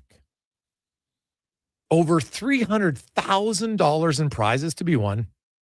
Mattresses, sofas, big screen TVs, appliances, packages, and more right now at The Brick and thebrick.com. It's time for 5 questions on the Jason Gregor Show. All right, Jason, let's do the traditional thing. Game day prediction here with a bold pick mixed in. Well, had the score right, wrong team last time. I know I'm smelling it a little bit of an upset tonight. I think the Edmonton Oilers are going to win. I will go with the boring 4-2 score. And my bold prediction is Connor Murphy picks up his first point as an Edmonton Oiler. Why? Because he's on a 2-game point streak against the Dallas Stars. I'm going to roll with you. Say an Oilers win here tonight. Let's say 3-2. It's a tight one. And after the game, the storyline is Tristan Jarry got the Oilers the win. That's my bold prediction here because I don't think we've seen it too much. Question number 2 for you. What have you thought of the job that Glenn Gulutzan has done with the Stars in year 1? And how big of a loss do you think he was for this Oilers team? I think it was a loss in some ways for sure. I really like Glenn. Glenn's a great guy. He's a good communicator. I think probably the area they missed him the most was the coaching staff didn't have a ton of experience with him gone. Right? Coffey wasn't here for sure, but with him gone, there wasn't a lot of experience on the bench, and I think that hurt them at times. So I think that's where they missed him the most. Their power play obviously has been good without him because they got really good players, right? And he helped, no problem. And I think McFarland has helped. They've obviously seen a few different looks on their power play, but I think where they missed Glenn the most was just his experience of being seen in all situations, could question things and speak up about things. I think they missed that. Yeah, I mean, I think he's done an amazing job. They've got injuries, and they're 9-1 in their last 10. If it wasn't for being in such a tough division, they'd be sitting in the top spot of any other division with 90 points on the season. So just 14 losses in regulation. I think they've been really good, and Gulutzan's been a big part of it. I'm curious to see if he can get them over the hump in the playoffs here. Question number 3 for you. Got March Madness right around the corner. Where does it rank to you when it comes to the annual sporting events? Well, the first weekend is what's great about it, right? And you fill out a bracket, even if you don't even have to be a college fan. You can fill out a bracket based on team name, based on color, whatever. And it's kind of fun thing to do. So, but where does it rank? And as annual, like to me, it's not higher than the NHL playoffs. It's not higher than pro sports playoffs for me. But I'd have it in like definitely top 10 annual sporting events, maybe top 5. Be close, right? Like the Masters is definitely up there. So, yeah, I don't think I have it top 5, top 10 for sure. Especially like you said, the opening round when the games just keep on rolling and upset after upset. It's just a lot of fun. So I'd probably have it like 7 or 8. I'd have it above the NBA playoffs for me personally. Sorry, Declan, but I just think that the opening weekend is just absolutely awesome. Question number 4 for you, or into the first round of the Players' Championship. At the end of the weekend, who do you think will be sitting atop the leaderboard? Go ahead. I mean, I'd love to go with a Canadian here. Corey Connors, 2 under par. He's only 3 strokes back. So let's go with it. I'll take a Canadian, Corey Connors, to get it done. He's through 15. So, a couple more birdies here, and he could get right into it. Well, I always love picking the Canadian, but you know who I'm going to go with? I'm going to go with Sepp Straka. Tie for top spot right now after Is he the really? first round. Yeah, 5 under. All right. I met Sepp in Arizona. Really good young guy. When he bombed one over our heads when we were walking the course. So I always kind of root for him now. He's a really nice guy. Had a few laughs. Yeah, there's probably like 15 players right now within 2 strokes of the leaderboard. So a lot of congestion now. Is McNeely still winning? I heard that on the update too. I hadn't looked since. He's Straka, Hodges, Smotherman. There's a few others there. So yeah. Oh, okay. In the hunt, shooting 67 All right. in round 1. Is Fleetwood in the top 10? Yeah, he's -3. So Okay. technically tied for 9th. And the guy I always pick, Schauffele Xander, he's probably in there. He's always in there on the opening day. He is 3 under right now. Yeah. Through I 17. think I've picked him more to win, and he's never won. Well, he's won, but not when I pick him. This will be the time. Final question for you today. Of course, the Irish theme during Thirsty Thursday. You kind of answered my question because I was going to ask you, were you ever a fan of the green beer? Never. You weren't. No. So if not, what was your go-to drink on St. Patrick's Day? Well, I went out a lot of my social time, so of course I'd go out on St. Patty's Day. I didn't love Guinness as a younger guy, but then when I got older, I liked it. But so I would say my go-to is kind of like always my go-to drink, but I just never liked green beer. Like I felt it changed the taste. I didn't even think it looked that cool. So Irish whiskey, tried a few more of those, like Irish car bombs. It's probably what I would go with. I can't lie. I know I probably brought shame to you and Dave, but for me, I loved would. it. You loved the green beer. I would have a couple, yeah, for sure. I mean, you go out there, even when you're 18, 19, and it falls on like a Wednesday, maybe just temper it a little bit, have a couple. But yeah, if it fell on the weekend, you have more than a couple, maybe get a jug of it. For me, I couldn't taste the difference, and eventually I'd move on because I'm like, yeah, probably don't need all this food coloring. But I wasn't a huge whiskey guy, so that would probably be the one we'd go for. Oh, good one. As I've gotten older, when you're younger, you were just like, hey, well, I'm there. I'm going to kind of get buckled. We're going to have a great time. And, after the first 5, the taste is kind of irrelevant. Really, you kind of get used to it. But now when I like to have a sipper, right, like just going to have 1 or 2, like there's very few nights now when I have more than 2. And I still like it. Don't worry when I do it. It just doesn't happen as often. You got other things to do. But now I like it really. I like good tasting drinks. And so I get annoyed if I try something new and it isn't good. I'll literally be like, no, I'm not wasting it. I'm not, because I used to power through and be like, whatever, I'll just drink. Now I'm like, no, I'll pour it down the sink if I hate it that much. But with ever since Dave, we get lots of unique recipes and stuff. And now I try it, man. Like even when we started, remember when during COVID we had Thirsty Thursday at home? Oh yeah, that was unreal, man. We tried lots of different margaritas. Like strawberry margarita is still my favorite. And now it took a lot of strawberries, but it was unbelievable. And that recipe, we probably bring it out once a year in the summertime. I freaking love it. It's kind of the only time I'll ever drink a margarita, but those fresh, my wife's recipe of the strawberry margarita, top notch, man, top notch. So, hey, Gregor, Dallas is a little banged up. 19.8% of their offense isn't playing tonight. Phil. Well, Phil, do you know that Rantanen and Hintz have each missed 6 and 7 games and they're still 12-0-1 during that time? So, yeah, they're banged up. That's why I said, that's why I picked Edmonton to win. But they've been winning without them. Like Radek Fax, it's not much of an offense. But yeah, Sagan, definitely not good with him out, but he's done for the year. But Rantanen and Rupe Hintz, they've still been winning without them. So that's why I can't overlook Dallas. They're a good team. Very good team.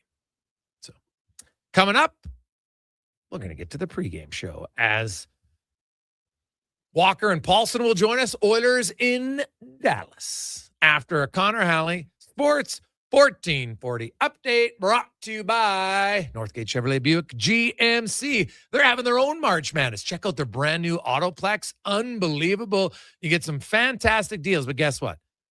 No giveaways, pony prizes, just a good old-fashioned deal. NorthgateGM.com. This is a Sports 1440 update. Game day Oilers and Stars down in Dallas. Puck drop just after 6. Pre-game coverage coming up next with Andrew Walker, Donovan Paulson, and Landon Ferraro. 13 other games tonight, including the Sharks in Boston. Caps taking on the Sabres. Leafs host the Ducks. Red Wings up against the Lightning. Panthers host the Jackets. Flames, Jersey. Jets taking on the Rangers. Blackhawks up against the Mammoth. Golden Knights host the Penguins, and the Avs take on the Kraken. In the association, you got the Nets and the Hawks. The Magic host the Wizards. Suns in Indiana. Spurs host the Nuggets, and the Thunder taking on the Celtics. Round 1 of the Players' Championship. Patrick McNeely sitting atop the leaderboard, 5 under par. And former Arizona Cardinals quarterback Kyler Murray joining the Minnesota Vikings on a 1-year deal. Coming up next, pregame coverage. I'm Connor Halley. This has been a Sports 1440 update. Sports 1440 in West Edmonton Mall and Wetaskiwin. CKJR is a Stingray radio station. Download the free radio player app and listen wherever you go. The job isn't done until the last load is hauled, and having a semi-trailer out of commission is not an option. Whether replacing or adding to your convoy, Edmonton Trailer has a huge inventory of new and used semi-trailers, trusted by the gravel, logging, oil field, fluids, and freight industries. Find a trailer right for you online or at one of their 3 locations. For sales, service, parts, rental, and finance, when you're in it for the long haul, Edmonton Trailer. Performance by Action Electrical today. Their projects team kicks things off, designing and building with unmatched skill. Then the service team swoops in for those crucial repairs and maintenance. And don't forget the testing team, ensuring everything's safe and sound before the solar team scores with sustainable energy. A complete team effort. Have Action Electrical bring home a win for you and your project. Visit actionelectrical.net. NHL Star Sticks are back in McDonald's, and we're celebrating by going bigger. Make that smaller, way smaller than ever before. Collect the set and get one of 7 mini sticks with every NHL Star Sticks meal, featuring McDavid, Matthews, Quinn Hughes, Makar, Celebrini, Reinhardt, and Montembeau. So get yours while they last. 1 stick per meal purchase, limited time at participating Canadian restaurants. Jason Gregor isn't just a sports guy. He's a community builder with over $3 million raised for local charities. And his Gregor game day, he's making a difference on and off the air. Clock on a game day. Weekday afternoons on Sports 1440. Clock on a game day. Who's that working on the underground utilities over there? All-Star Construction. That's And Instagram. What about the street lighting? Yep, All-Star Construction. And the directional drilling, hydrovacking, neighborhood renewal, and telecommunication Dallas work. Stars. Yep. And yep. Since 2009, All-Star Construction has been doing all that and more, shaping and building Edmonton communities for land developers all around Edmonton. That's what All-Star Construction is all about. The Price is Right, live at the Brick. Come on down to any Brick location for your chance to win over $300,000 in prizes. They're giving away shopping sprees, mattresses, appliance packages, big screen TVs, and so much more. Plus, this Saturday, play for up to $1,000 off your purchase. Everyone who makes a purchase is a winner. The price is always right at the Brick. The Brick, saving you more. Some conditions apply. See in store for details. Oilers pregame is brought to you by Titan Supply. Built on trust, driven by safety. The Titan way. Visit titansupply.ca.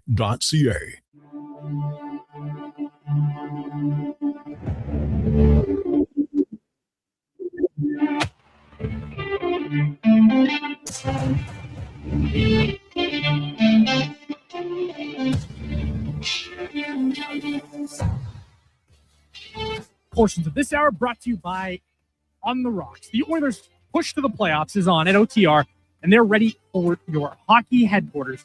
$5.75 most Canadians and 69-cent wings, and play, score, and win every game. See more at OnTheRocksYeg.com. Before every game this season, check out the pregame show with Andrew Walker, exclusively on Edmonton's home for sports, Sports 1440. Hey everybody, good afternoon and welcome inside the Sports 1440 studios. 5:03 on your Thursday. It is the Titan Supply pregame show, your only source for rigging, lifting, and hauling products. Visit titansupply.ca. Andrew Walker, joined by Jason Gregor, taking over the final hour of his show, getting you set for the Oilers and Stars. Full house in here. Connor Halley, Donovan Paulson, Declan Kruger is skulking around somewhere. I saw the Miami Heat jersey picture. Everyone, all the young guys around here, they're all fans of very random teams. I think they're all trying to be hipster. They're like sports hipsters, right? You got Douglas, who's a Ducks fan for some stupid reason. Yeah. You got Miami Heat. Yeah, Miami Heat with Declan Kruger. Chargers. Everybody has their different NFL team. That's fine. Although Brandon, I think, is Houston Texans as well. Who's a Texans fan? You got Donovan over here, who's Miami Dolphins fan. Although they're an old historic franchise, lots of Dolphins fans. But anyway, so Bam had 83 points the other night, right, for the Heat. Yeah, and so Declan's celebrating whatever. I saw this great screenshot. We were talking about sports betting earlier. And it was a guy like, hey, look at the great bet my buddy made. And he bet like, Bam, under 25 points. And he ends up getting 83. Dude, he had 31 in the first quarter. Insult to injury. Yeah, he had 31 in the first quarter. But that wouldn't be a bad bet normally because the guy's averaging 18.9 points in his career. If you're gonna lose, lose easy. Oilers Stars just after 6 p.m. Tonight. So lots to get to here on the pregame show. For Titan Supply. Obviously, we'll go through the lines. They're going to look a little different with the Oilers' injuries tonight. And boy, talk about injuries. The Stars are suffering from it as well. You look at that lineup, and I know they're kind of still red hot, but that does not resemble a Dallas Stars lineup that the Oilers have seen back-to-back years in the conference final. And coming up, your chance to win $100 to the River Cree Resort and Casino. We'll play over-under, and then Landon Farrar, who is already on the Gregor Show earlier today, is going to join us towards the end of the show coming up in about 45 to 50 minutes from now. So, listen, it's amazing. I would say this. People in this market, as you know, they expect big things of the Oilers. They get hard on the Oilers. I think that's a lot of Canadian markets, but it's always important, I think, to see the forest for the trees. And you remember when things were so bleak, and maybe they're not perfect now, but we've had this little hope that what this team's ceiling is. And it's frustrating when they're slow out of the gates and slow to get there. But I will say one thing about the market. They don't need much to get back on board. Right. With even like a Trent Frederick, for instance. Yeah, man, you can't have a more miserable first little bit of his contract, but it doesn't take much, right? 6-7 games since the break, and he's been a much better player. People want this guy to succeed, right? They do. It was the same with Connor Brown, right? He went 60 games without a goal. He was a very important player for 2 more years after that. Who would have thought? And so the Oilers up and down and still in a playoff spot, but in a bad division. We know all that. Those are 2 excellent, quality, easily best of the season wins against Vegas and Colorado. And now it's just really easy, I find, to get back on board. People are excited about tonight. You go into Dallas, they're red hot. I think people expect another victory. So, yeah, it's amazing how quick things can flip around. Oh, well, hey, you know what? For the Edmonton Oilers, there hasn't been any real run this year. They had a 3-gamer. That's it. Yeah. Like the St. Louis Blues have had a 4-game winning streak at least this year. So the Oilers and the Blues are the only teams in the West who haven't won 3 games in a row twice. The Oilers will try to change that tonight. And this road trip, everyone's like, man, if they could go 2-2, that'd be a good road trip. So they're 2-0, and Dallas, no Rupe Hintz, no Rantanen, but they haven't lost in regulation without those 2 out of the lineup because they've missed 6 and 7 games respectively. So it's not an easy game, but it is no question easier. And a lot of times when you look at a team that's in a losing streak, they start to play well and then they still lose the game. The Stars' last few games haven't been as good, but they found ways to win. So to me, they're starting to show signs of maybe they're ready to come to an end. But the Stars, they're going to be juiced up because the Oilers have broken their hearts 2 years in a row. So this should be a good game. Also, though, the nice thing about the Oilers is that the other team doesn't matter ever.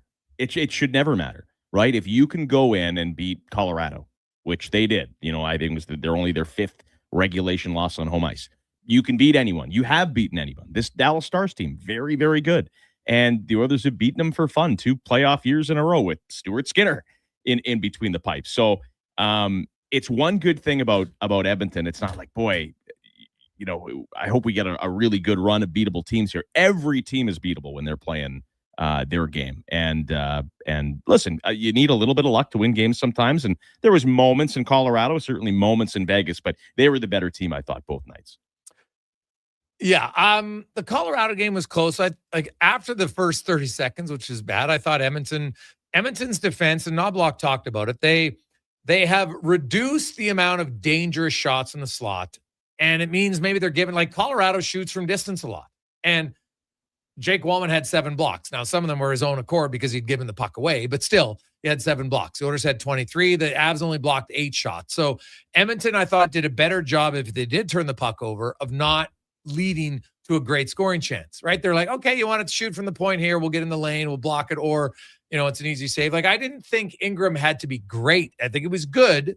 Tristan Jarry, I thought, was really solid, but their goalies weren't, put on a position where, oh my God, they got to make backdoor ridiculous saves. That's all you need. Yes. Right. It's all you need is the goaltending you got the last couple of nights. And I will say that the big save for Jarry was when he first came in. Yeah. Right. Because we know, hey, listen, Jarry is a guy, we'll talk about him coming up too, but he's a guy that obviously has to gain the trust of his peers here for sure. Mm-hmm. So when he comes in, and it's unfortunate, McKinnon runs into Ingram, there's 30 seconds left in the period. You're already looking forward to the 4 minutes of power play time in the third. And then there's a good chance, right? Like if Jarry lets that in, it's not necessarily his fault, but I hate that conversation. You need a save there. He needed a save there. The team needs the save here. You let that in, who knows? He might lose 7-4. I don't know. Well, I actually thought Jarry, because he only had 40 seconds left. It's 4-on-4. You're thinking, okay, probably shouldn't have to face anything great here. And he had to make 2 really big saves right away. Yeah. I thought in the third period, just his whole body language, positioning, he looked like the most confident goalie I've seen since his time in Edmonton, since he returned from his injury. I know, which was shocking on one hand. And then you know what? There was no safety net. No. Like there's no parachute, right? If they're not playing him, they're playing the E-Bug. Right. So I don't know. I don't know if that, like, maybe sometimes it comes down to psychology, I guess. But, I don't know. It's like kind of like, I don't know how you were in high school. I was a good student, but I never stressed out about, say, like studying. If I wasn't prepared for a big test, it's like, well, have I ever not been prepared? When the time comes, even if I have to cram the night before, I'll do it and get in under the gun. So I almost like couldn't properly study until it was 24 hours before a test. So I don't know, maybe Jari's the same way, where like he had no choice but to be good against Colorado. There was nobody else, right? They who knows? I don't know, but he didn't have a choice. He had to be good, because what are we talking about if he's not? Yeah. Oh, without question. Like, and it's funny, confidence can change like that, good or bad. For somebody has a bad game and how it spirals into many bad games. Somebody has a really good game or a good moment in a game, and all of a sudden, I'm back, baby. Well, you can see it. Like if Jari builds on that, that'll be monumental, because the Oilers need it. He has to play better. There's no question about it. He has to play better. And it would be such a weird freak thing that, what turned Tristan Jari's season around? Well, Connor Ingram got ran over by Nathan McKinnon, and the next day they rescinded his major, but Tristan Jari came in with no time to think and then played very good, and since then he's been good. Because I was feeling the same thing, right? I trust Jari right now is about as far as I can throw him. And my trust went up a modicum after that game. I'm not excited. That's the wrong word. I'm intrigued to see what Jari does tonight. But you're right. Confidence goes a long way. I would hope that Jari has a little more confidence tonight. You know who you can just see is playing confidently right now? Podkolzin has so much confidence. Those end-to-end rushes where he would have never even tried doing some of these rushes a year and a half ago, 2 years ago. That guy is teeming with confidence. Same with Matt Savoy. You're right. Confidence can be turned on like that. Oh, yeah. Trent Frederick is gaining confidence every game. They got lots goes a long way. And guess what? Trent Frederick, people, is playing the same amount of minutes before. Like everyone is, he's got to play more. No, they got to do more in the minutes that they're getting. 100%. And now he's winning way more battles. And I said it before, during the Olympic break, I'm like, Trent Frederick, his only option was to go home and just be like, hey, you know what? I'm not thinking about what happened in the first whatever games he played, 55. I don't think he played every game. But then he comes back, and these games have been easily his best stretch of games as an Oiler. He's fought, he's scored goals, he's hit, he's won battle. He's exactly the player that they signed. This is the guy, this Trent Frederick, that's why they signed him. Now he's got to do it more often, right? And if this continues on, but look at him smiling, right? Like he went right after Nick Roy because Nick Roy cross-checked him in the face, but it wasn't the first time they met this year. He just didn't fight him the first time they met. But now he's got a little mojo. He's like, oh yeah, let's go. And that's infectious for a guy like that. Like he's so confident now. He's like, yeah, I'm fighting this guy because I'm pissed off because he cross-checked me in the chicklets back in whenever that was last May. The break was fantastic for guys like that. And I know the Oilers didn't come out scorching out of the break, right? Now they're 4-3, I think, since the break. But guys like Podkolzin, Savoy, Frederick is mentioned. And I said this to Donnie in the couple of shows, right after the Olympic break. Again, not that everything has to do with the fans and media, but it was enough of a break, and it feels like, okay, here's the stretch run. It's almost a bit of a new season. We will definitely, when talking about this year, we'll talk about players pre and post Olympic break. I think anyway. And if you have a good final 24 games, man, you got to be a pretty negative person to dwell on what happened in the first 58, right? Mm-hmm. Like, I always go back to Connor Brown. Connor Brown, his NHL career looked over. Like that was it for him, right? That guy was going to be, maybe riding the buses or playing in Europe or whatever. 60 games without a goal. Like she's done. And then he scored that goal, and the fans kind of got behind his back a little bit. And again, he was a really good player for the next 2 years, scored big playoff goals, and got paid again to go to New Jersey, right? So if that can happen for Connor Brown, it can literally happen for anybody, because that guy was down bad. Well, and now he was coming off an injury, but yes, and he got his pop back. He talked about it, but he obviously had no confidence either, right? It was a combination of everything. And then, you know what? And I'll say this, when you're a team and a fan base, everybody knows what the Oilers' goal is. Like the Oilers, now, I think it's important to win the regular season. Their play suggests they don't think it is. But when playoff time comes, they've turned it up here for multiple years and played very well.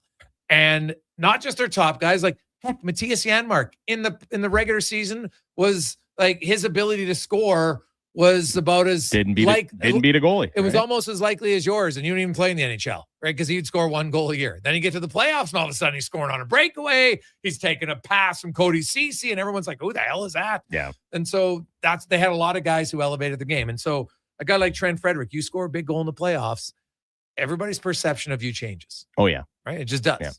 I mean, Jan-Mark Brown, the first year the Oilers made it to the final. I mean, they did it really on the back of their penalty kill was the biggest thing, right? Mm-hmm. What was it, 30 for 33? And they had just as many shorthanded goals as power play goals allowed. It was insane. We'll never see another run like that. And it was led by Jan-Mark and Brown, right? Those guys are heroes. Listen, I would love to see the Oilers just have a 60-win regular season and it just be, party time for a year heading into the postseason. It would be great. And at the same time, last year they were tepid all year, and they still had home ice advantage in the Cup final. Like I'm not one of those. I hate the stress of it. But even this year, like I don't necessarily want them to win the division. Ideally, I think you want to finish second, don't you? Oh, why? Are you worried about Utah? I'm not worried. Oh, but no. If you're Edmonton, you can't be worried about you want to finish first because you believe you're going to win, and then you can have home ice in the second round. Yeah, I mean, not so much worried about Utah, but it's the same with the danger of not the danger, So Colorado, I mentioned this the other day too. Everyone's like, well, if you struggle, if you're the Oilers, and if you have to just squeak in, that's not good because then you might get Colorado in the first round. What a waste! But I kind of think of it the other way too. It's like Colorado does not want Edmonton in the first round. Yeah, but I don't think the Oilers want Colorado either. No, of course, no. But Edmonton finishing the wild card would be an unmitigated disaster because to me it would just show you that they wasted a regular season. Like this year to do that against like the Pacific Division. Yeah, they should be winning. They should be winning the Pacific by 15 points, right? If we're talking about ceiling here. Maybe not 15, but not now. But this was a year they comfortable. could have played better for sure. Yeah. In the regular season, there's no doubt in my mind. Yeah, but sample size. They've always proven that I don't know how. I don't know if it's a conscious thing. They play their best when their back's against the wall. And going into this road trip, man, their backs were definitely against the wall. So Tristan Jarry.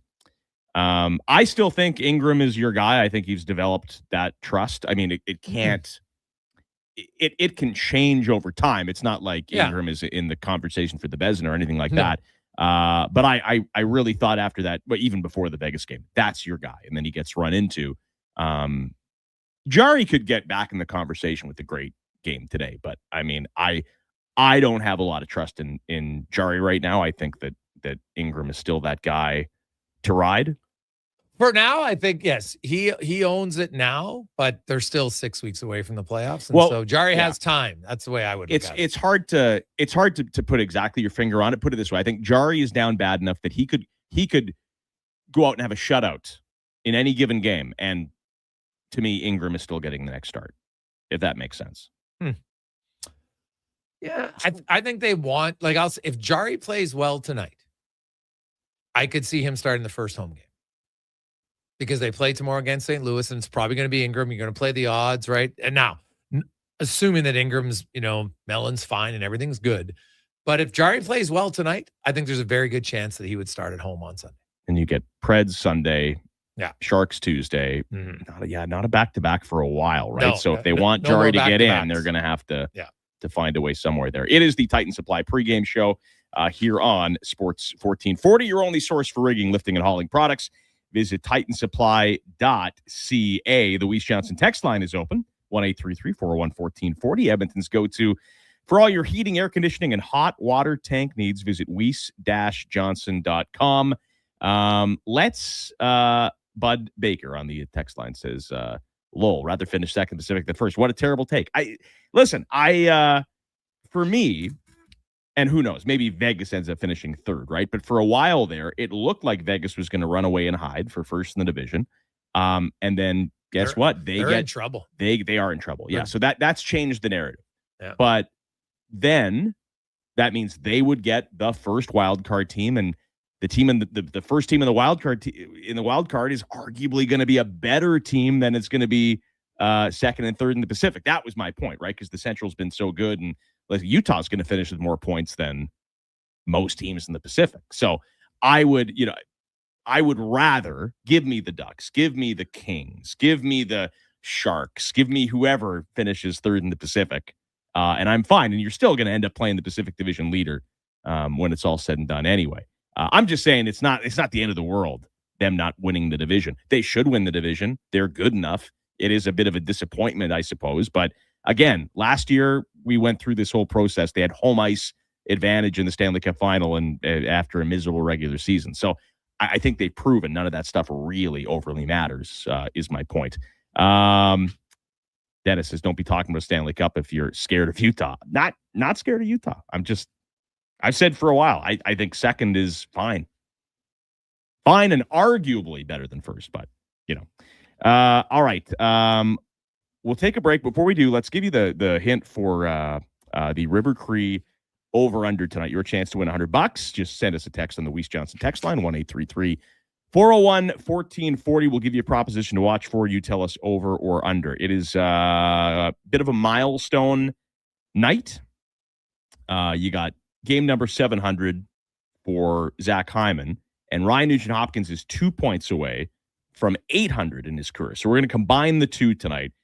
Will we see over or under 1.5 points from these guys combined? So 2 points for Nuge and Hyman combined. Play on the same line. It could happen on one goal. There is your over-under. So text us over or under 1.5 points from Hyman and Ryan Nugent-Hopkins tonight on the Weiss Johnson text line, 1-833-401-1440. You could win $100 at the River Cree, where you can catch all your favorite sports live on the big screens at TAP 25 and in the center bar. Visit rivercreeresort.com. Okay, more ahead here on the pregame show for Titan Supply when we come back. Sports 1440.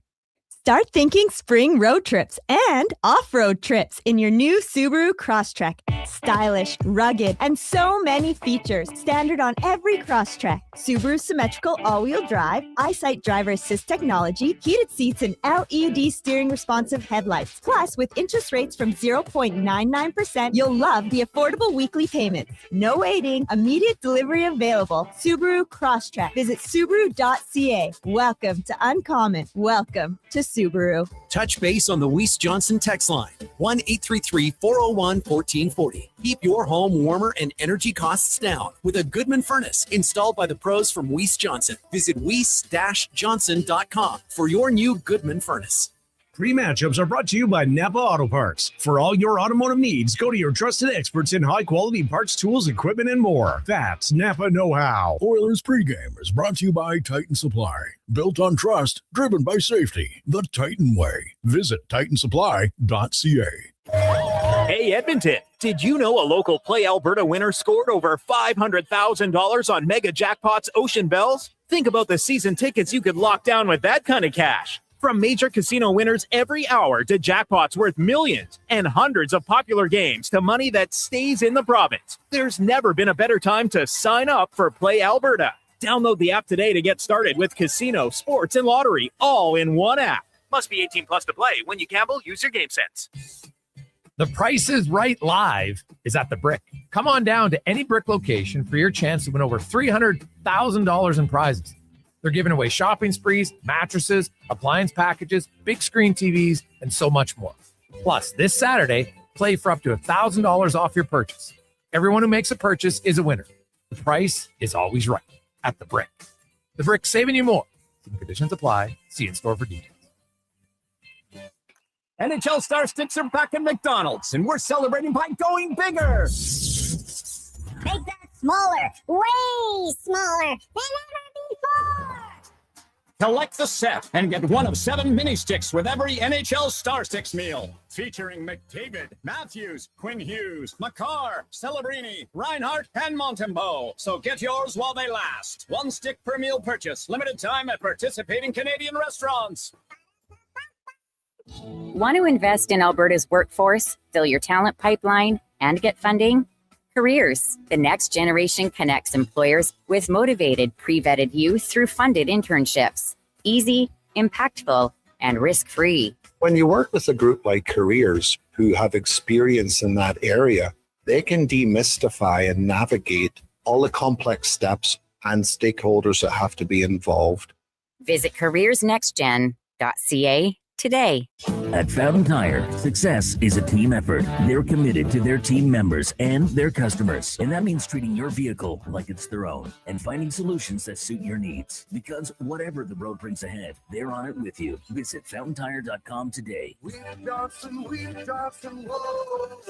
Hi, Dennis from Weiss Johnson, and I'd like to discuss some ways to keep your home warmer and your energy costs down this winter. Use a programmable or smart thermostat, change your furnace filter to improve airflow. Even closing the blinds at night can help prevent heat loss. Another smart solution? A new energy-efficient Goodman furnace installed by the pros from Weiss Johnson. With Goodman, you're guaranteed more comfort and more good vibes when the heating bill arrives. Visit weiss-johnson.com for your new furnace today.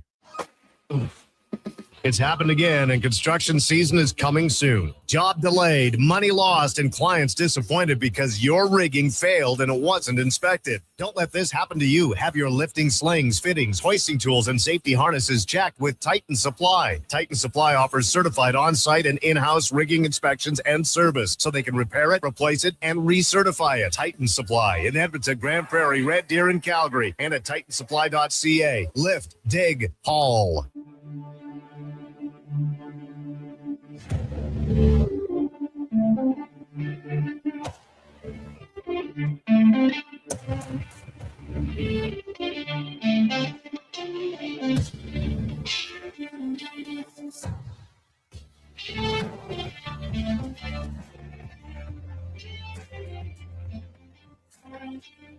It's the pregame show with Andrew Walker on Edmonton's only 24/7 sports station, Sports 1440.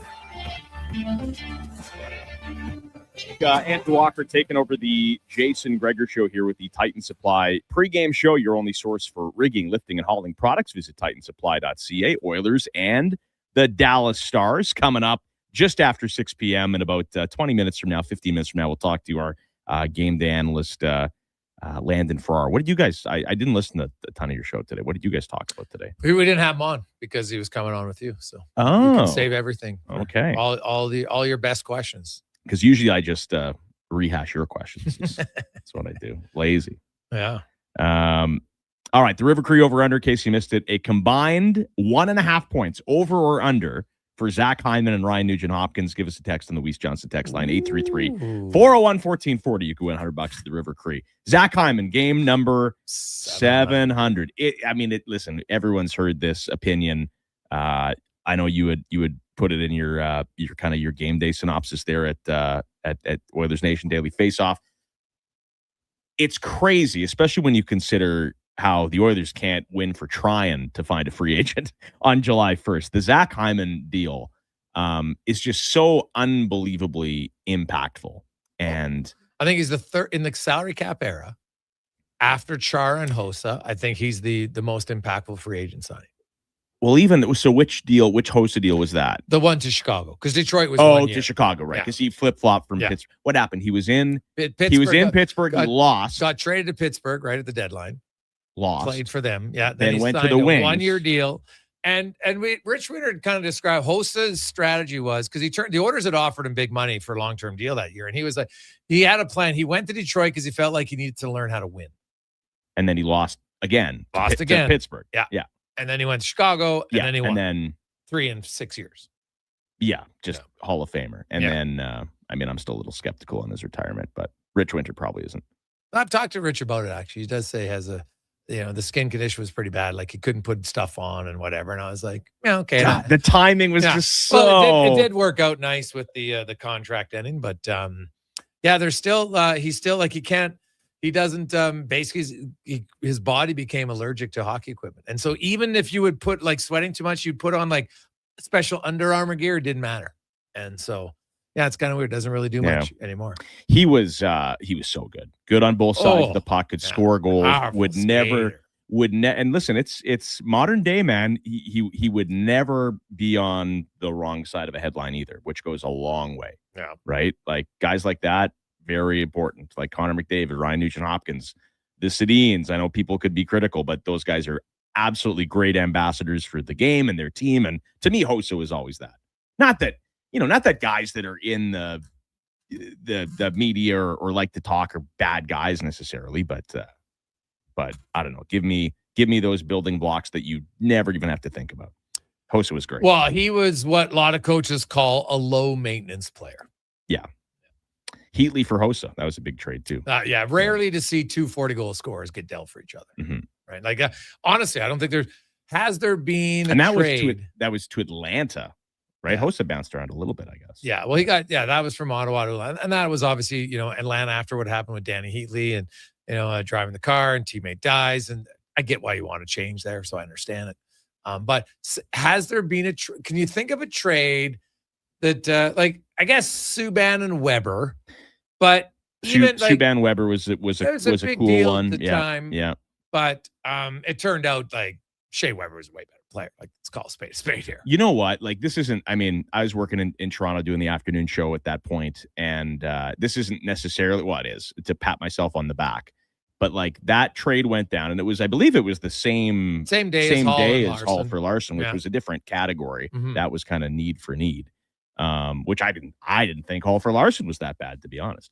But when that trade went down, I loved it for Montreal, and I felt like the only guy on the planet that loved it for Montreal. Yeah, like I felt like I was on an island. I remember the analytics people were just, Shea Weber's terrible. I'm like, you guys got it. This analytics can really help.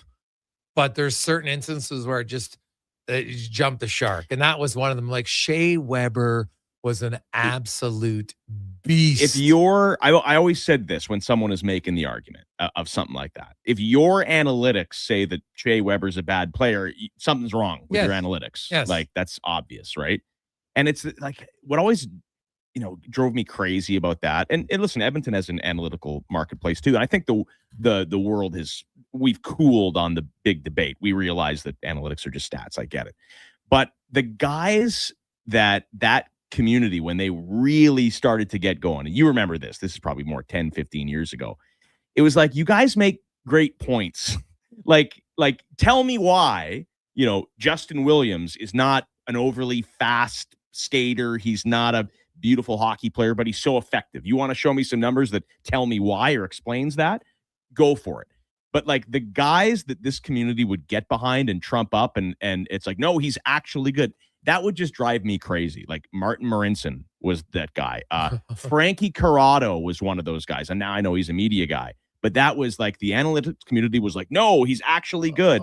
It's like, if he was good, he'd be playing. Like, sorry. No, 100%. They've cooled it off. I think there's been a bit of a marriage now. But I think because, they figured out the Corsi 4 is not a stat you can ever use to analyze an individual player. It doesn't work very well. And it's like anything. That was in the early days, and it's improved and it's better. And like, there's still some of the public models that have flaws just because it's, you're scraping the website. And so it doesn't really tell you everything you want to know. Like, Natural Stat Trick has some really good stats. I don't ever use their expected goals or anything like that, or even their scoring chances, because I don't really deem those ones. But their shots are all legit. Shots for is good. Goals for is good. So you can get some things you can work on. Who they play with is a great thing to use.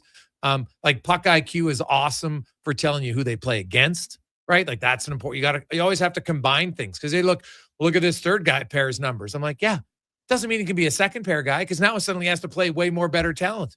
And I don't care who you are, but usually when you play better talent, you're going to have higher goals against, because the other guys can score more. Like, if I got to play against the other team's top 6 guys all the time, I'm going to have a higher goals against, just because the top 6 guys on their team are better than the bottom 6. Well, I always laughed. Like, he had an up and down career. I get it. And I was a defender of him. But in Vancouver, people would crush Brandon Sutter. And I always had a lot of time for Brandon Sutter as a player. And Vancouver, the fans would just crush Sutter because his analytical matchup numbers, it's like he would lose most matchups. And it's like, well, yeah, guys, like every night he's playing against Thornton and Malkin and Kopitar. Like, if he's winning those matchups, he's in the Hall of Fame, right? Like, he's supposed to lose. He's just not supposed to get his head caved in. Mm-hmm. So it's a little disingenuous there. But listen, when someone's like, hey, I got a new model, I understand, because every team has their own, model. Like, but whether you want to look at a war model or something like that for hockey players, I think the one for Edmonton would be different. Because where is one of your strengths in Edmonton? Well, you have the best power play unit the NHL's ever seen for 5 years running. So if you can find a player that can draw penalties. Like, how valuable is that to your team? 100%. Huge. And the other thing about you draw a penalty. Wait, Trent Frederick draws a penalty. Then he goes and parks himself on the bench. They score in the power play. Like, there's no plus, there's no point, there's no, but that is impactful. No, and the other thing is, like, a lot of the analytics are only 5-on-5. I'm like, but you're missing out on a massive part of the game, which is special teams. So, like, I've always thought, oh yeah, he's a power play merchant. That's what people whose teams can't score in the power play have to say to make themselves feel better. A power play goal is the same value as a 5-on-5 goal. They're only one on the scoreboard. But guess what? When your power play can go 30%, it increases your odds of winning. Just like if your penalty kill can be 90%, guess what? That's going to allow your team to stay in games more often. So you're bang on, though, about getting guys who could draw penalties, because the Oilers still don't draw as many penalties as they should. You don't need analytics to tell you that Connor McDavid's great. But, some people, I think, do get stuck on, like, how is he only plus 13? But also... Well, because he gives up a lot of goals, 5-on-5. Yes, but also he leads the league in penalties drawn, I believe. He did a couple games ago anyway. Yeah, probably. If he doesn't lead it, he's right up there. So if you lead the league in penalties drawn and then you put up 70 power play points, I mean, how do you draw penalties? 5-on-5. Yeah, usually, right? yeah. Because he has 31 penalties drawn at 5-on-5, and then he has 41 overall. So he's drawing some at 4-on-4, 3-on-3, maybe shorthanded, or maybe even on a power play. But yeah, like he leads the NHL in penalties drawn 5-on-5 with 31, and he leads overall with 41. And he's actually have a bigger gap when you look at overall. He's at 41. Celebrini's at 32. Matthew Schaefer's at 31 for penalties drawn this season. He's in third place. Where does Schaefer get any? I heard you talking about the Norris conversation, and I think it's fascinating. I love awards conversations because I also think I like looking at Hockey Reference does this very well when you're looking at the guy's career stats, and it'll be like, here's his year, 23, 24, and it'll say like Norris 6th. Yeah. Right. And to me, yeah, it's great to win the Norris, but I love looking at a guy and it's like, okay, he was 3rd in the Norris, 2nd in the Norris, 5th in the Norris, 6th in the Norris, and then he won one. Like, I think that's great. So, this debate of, should Bouchard win the Norris? I think it's just a cool step for him to be top 3 or 4. Yeah, I think Bouchard's going to have a decent chance to be a finalist. I still think Werenski right now is probably the guy who's going to be leading.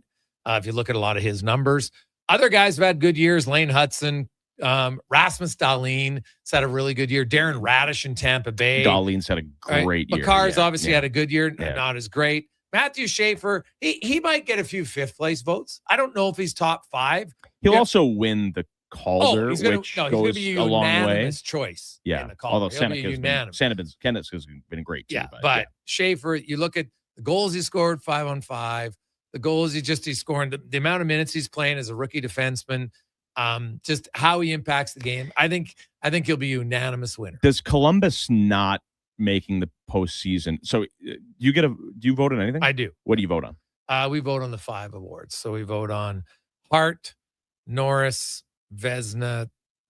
6. Oh, you get that many. Calder. Okay. Sorry, not the Vezina. The Calder, the Lady Byng, and the professional writers. All if you get to be a voter, then that's what you vote on. Okay. And the Lady Byng, which is the hard. I'll be honest. I asked a lot of the players. Like, you could look at stuff like that one's a hard one. I always felt like I was kind of perplexed why it was always a Ford Award. I'm like, what, the Lady Byng? Yeah, like there was barely, like Nick Lidstrom never won the Lady Byng. Didn't Slavin win a Lady Byng? Yeah, recently. Okay. But how did Nick Lidstrom never win the Lady Byng? He played the most minutes. He didn't take any penalties. He was literally the epitome of sportsmanship on the ice. Yeah. It was for the longest time. And I remember bringing it up to Bob. I'm like, why does defenseman not win? Like, what the hell are you talking about? These guys play more minutes. They're defending, so it's harder not to take penalties because you have guys coming at you. You have to stop them, right? Usually. So like that was the one. And when I look at all the awards, and I know he won tons of and rightfully so, but how he never won the Lady Byng is mind blowing to me. But I would say, even as someone who votes on it, Guy might be the biggest jerk on the ice, doesn't take any penalties, but most off everyone. Like, you never know. And I don't mind that. I feel the Lady Byng should be a them. player. Yeah, I totally agree with that. Yeah. 100%. Because you don't know. But that's why I always ask the players. I'm like, these are the guys I'm thinking, tell me, like, is this guy a real douchebag that I'm not aware of? Right? So you can kind of weed out some of those. But Jacob Slavin, definitely not a douchebag. No, definitely not. So I imagine, so you vote, you probably make it very public. You got a radio show to do, right? So you probably discuss. I can't talk about who I vote until afterwards. Right, but you do. This is who, this is why. 100%. Because, now I love the fact when they put the votes public. I thought it was great because if you want to vote for some guy, if you want to be different sneaky, or whatever, then I think you should. And guess what? Just because everybody doesn't agree with your vote doesn't mean you're wrong. If you can defend your reasoning because everyone else is a sheep, because I do see sheep voters, and I look at them like they're just voting on who they think. Oh, you know what?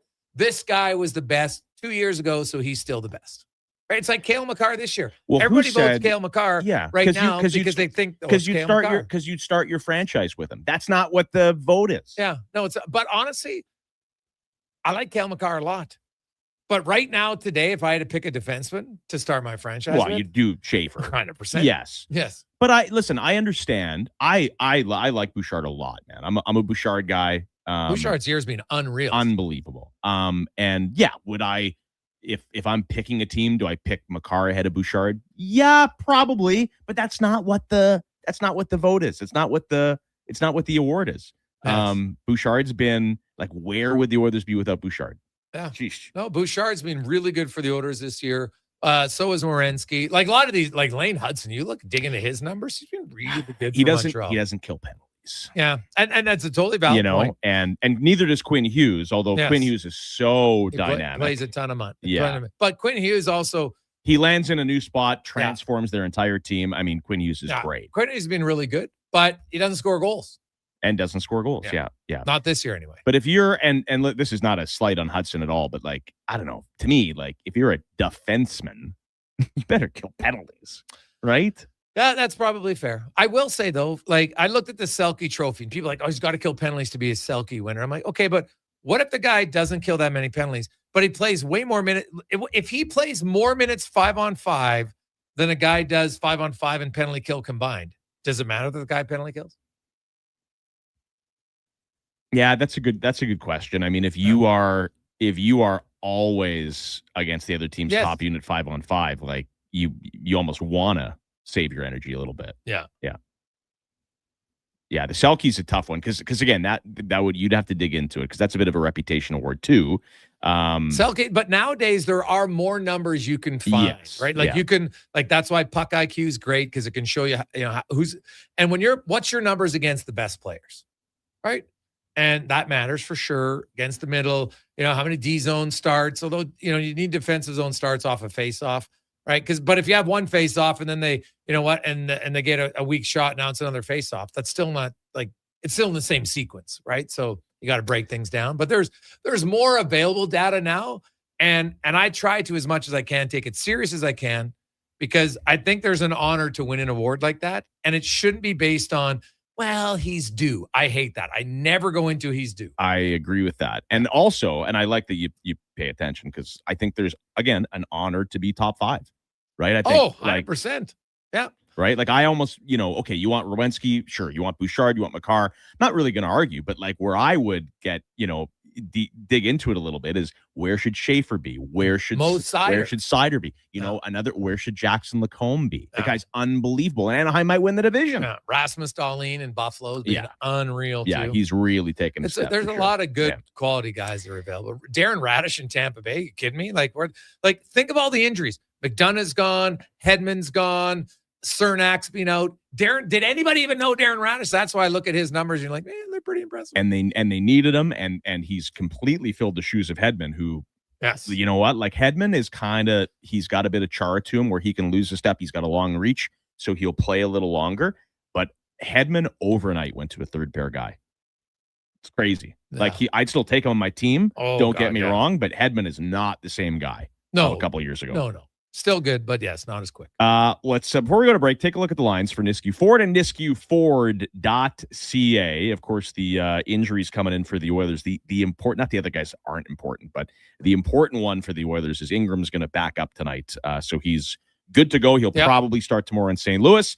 Ryan Nugent-Hopkins, McDavid, Hyman, Podkolzin, Draisaitl, Roslovic, unchanged there. Savoy, Dickinson, Kapanen, really like the look of them. And then the fourth line, little different tonight. Henrique, Szymanski, Frederick. I get will Szymanski be probably Henrique in the middle? I'm not sure. No, I think they like Szymanski's better skater, but you'll see. But you might see Henrique taking some. He'll take draws, and Henrique and Savoy will be the second unit on the penalty. Well, so far I will say this: Savoy's gotten going, Podkolzin's got going. It's been a really nice little stretch here for Frederick. Henrique's the guy, like the only guy that he needs to get going. Yeah, for sure. And then Ekholm, Bouchard, Nurse Murphy, and of course. No Emberson, so it's nice that they have Spencer Stastny you can draw in with Jake Wallman, and Tristan Jarry gets the start over on the Dallas side of things. Man, it looks like a depleted lineup. Robertson, Wyatt Johnson, obviously good on the top line with Maverick Bourque, Sam Steele, Matt Duchene, Jamie Benn, Bunting, Ritzkovian, and Ernie is your third line, and then Oscar back, Colin Blackwell, and something called an R2 Hiri is Huru. I know a lot of I looked it up. That's what I give my cats. Yeah, it's Huru. Yeah, like they you know what you do? You take it's like the squeeze up tube. You put the Hurus in the in a little ramekin, and then you put it in the freezer. You freeze it, and then they get 10 minutes. You look at Jack's got a few tongue twisters tonight for the third and fourth line centers. But listen, I know a lot of players. I've never heard of R2 Huru. No, I honestly had to look it up at the enunciation. Not to be confused with Atu Ratu. Yes. Another Finn, Vancouver. buddy. Another Finn. That's right. And then, of course, getting the start tonight is Jake Ottinger, who I've never seen play a good game before. Okay, that is the lines for Nisku Ford and NiskuFord.ca. Enjoy your evening, Greg's. We'll talk to you tomorrow, same time, same place. You betcha. All right, we'll be back with more. This is the Titan Supply pregame show on Sports 4.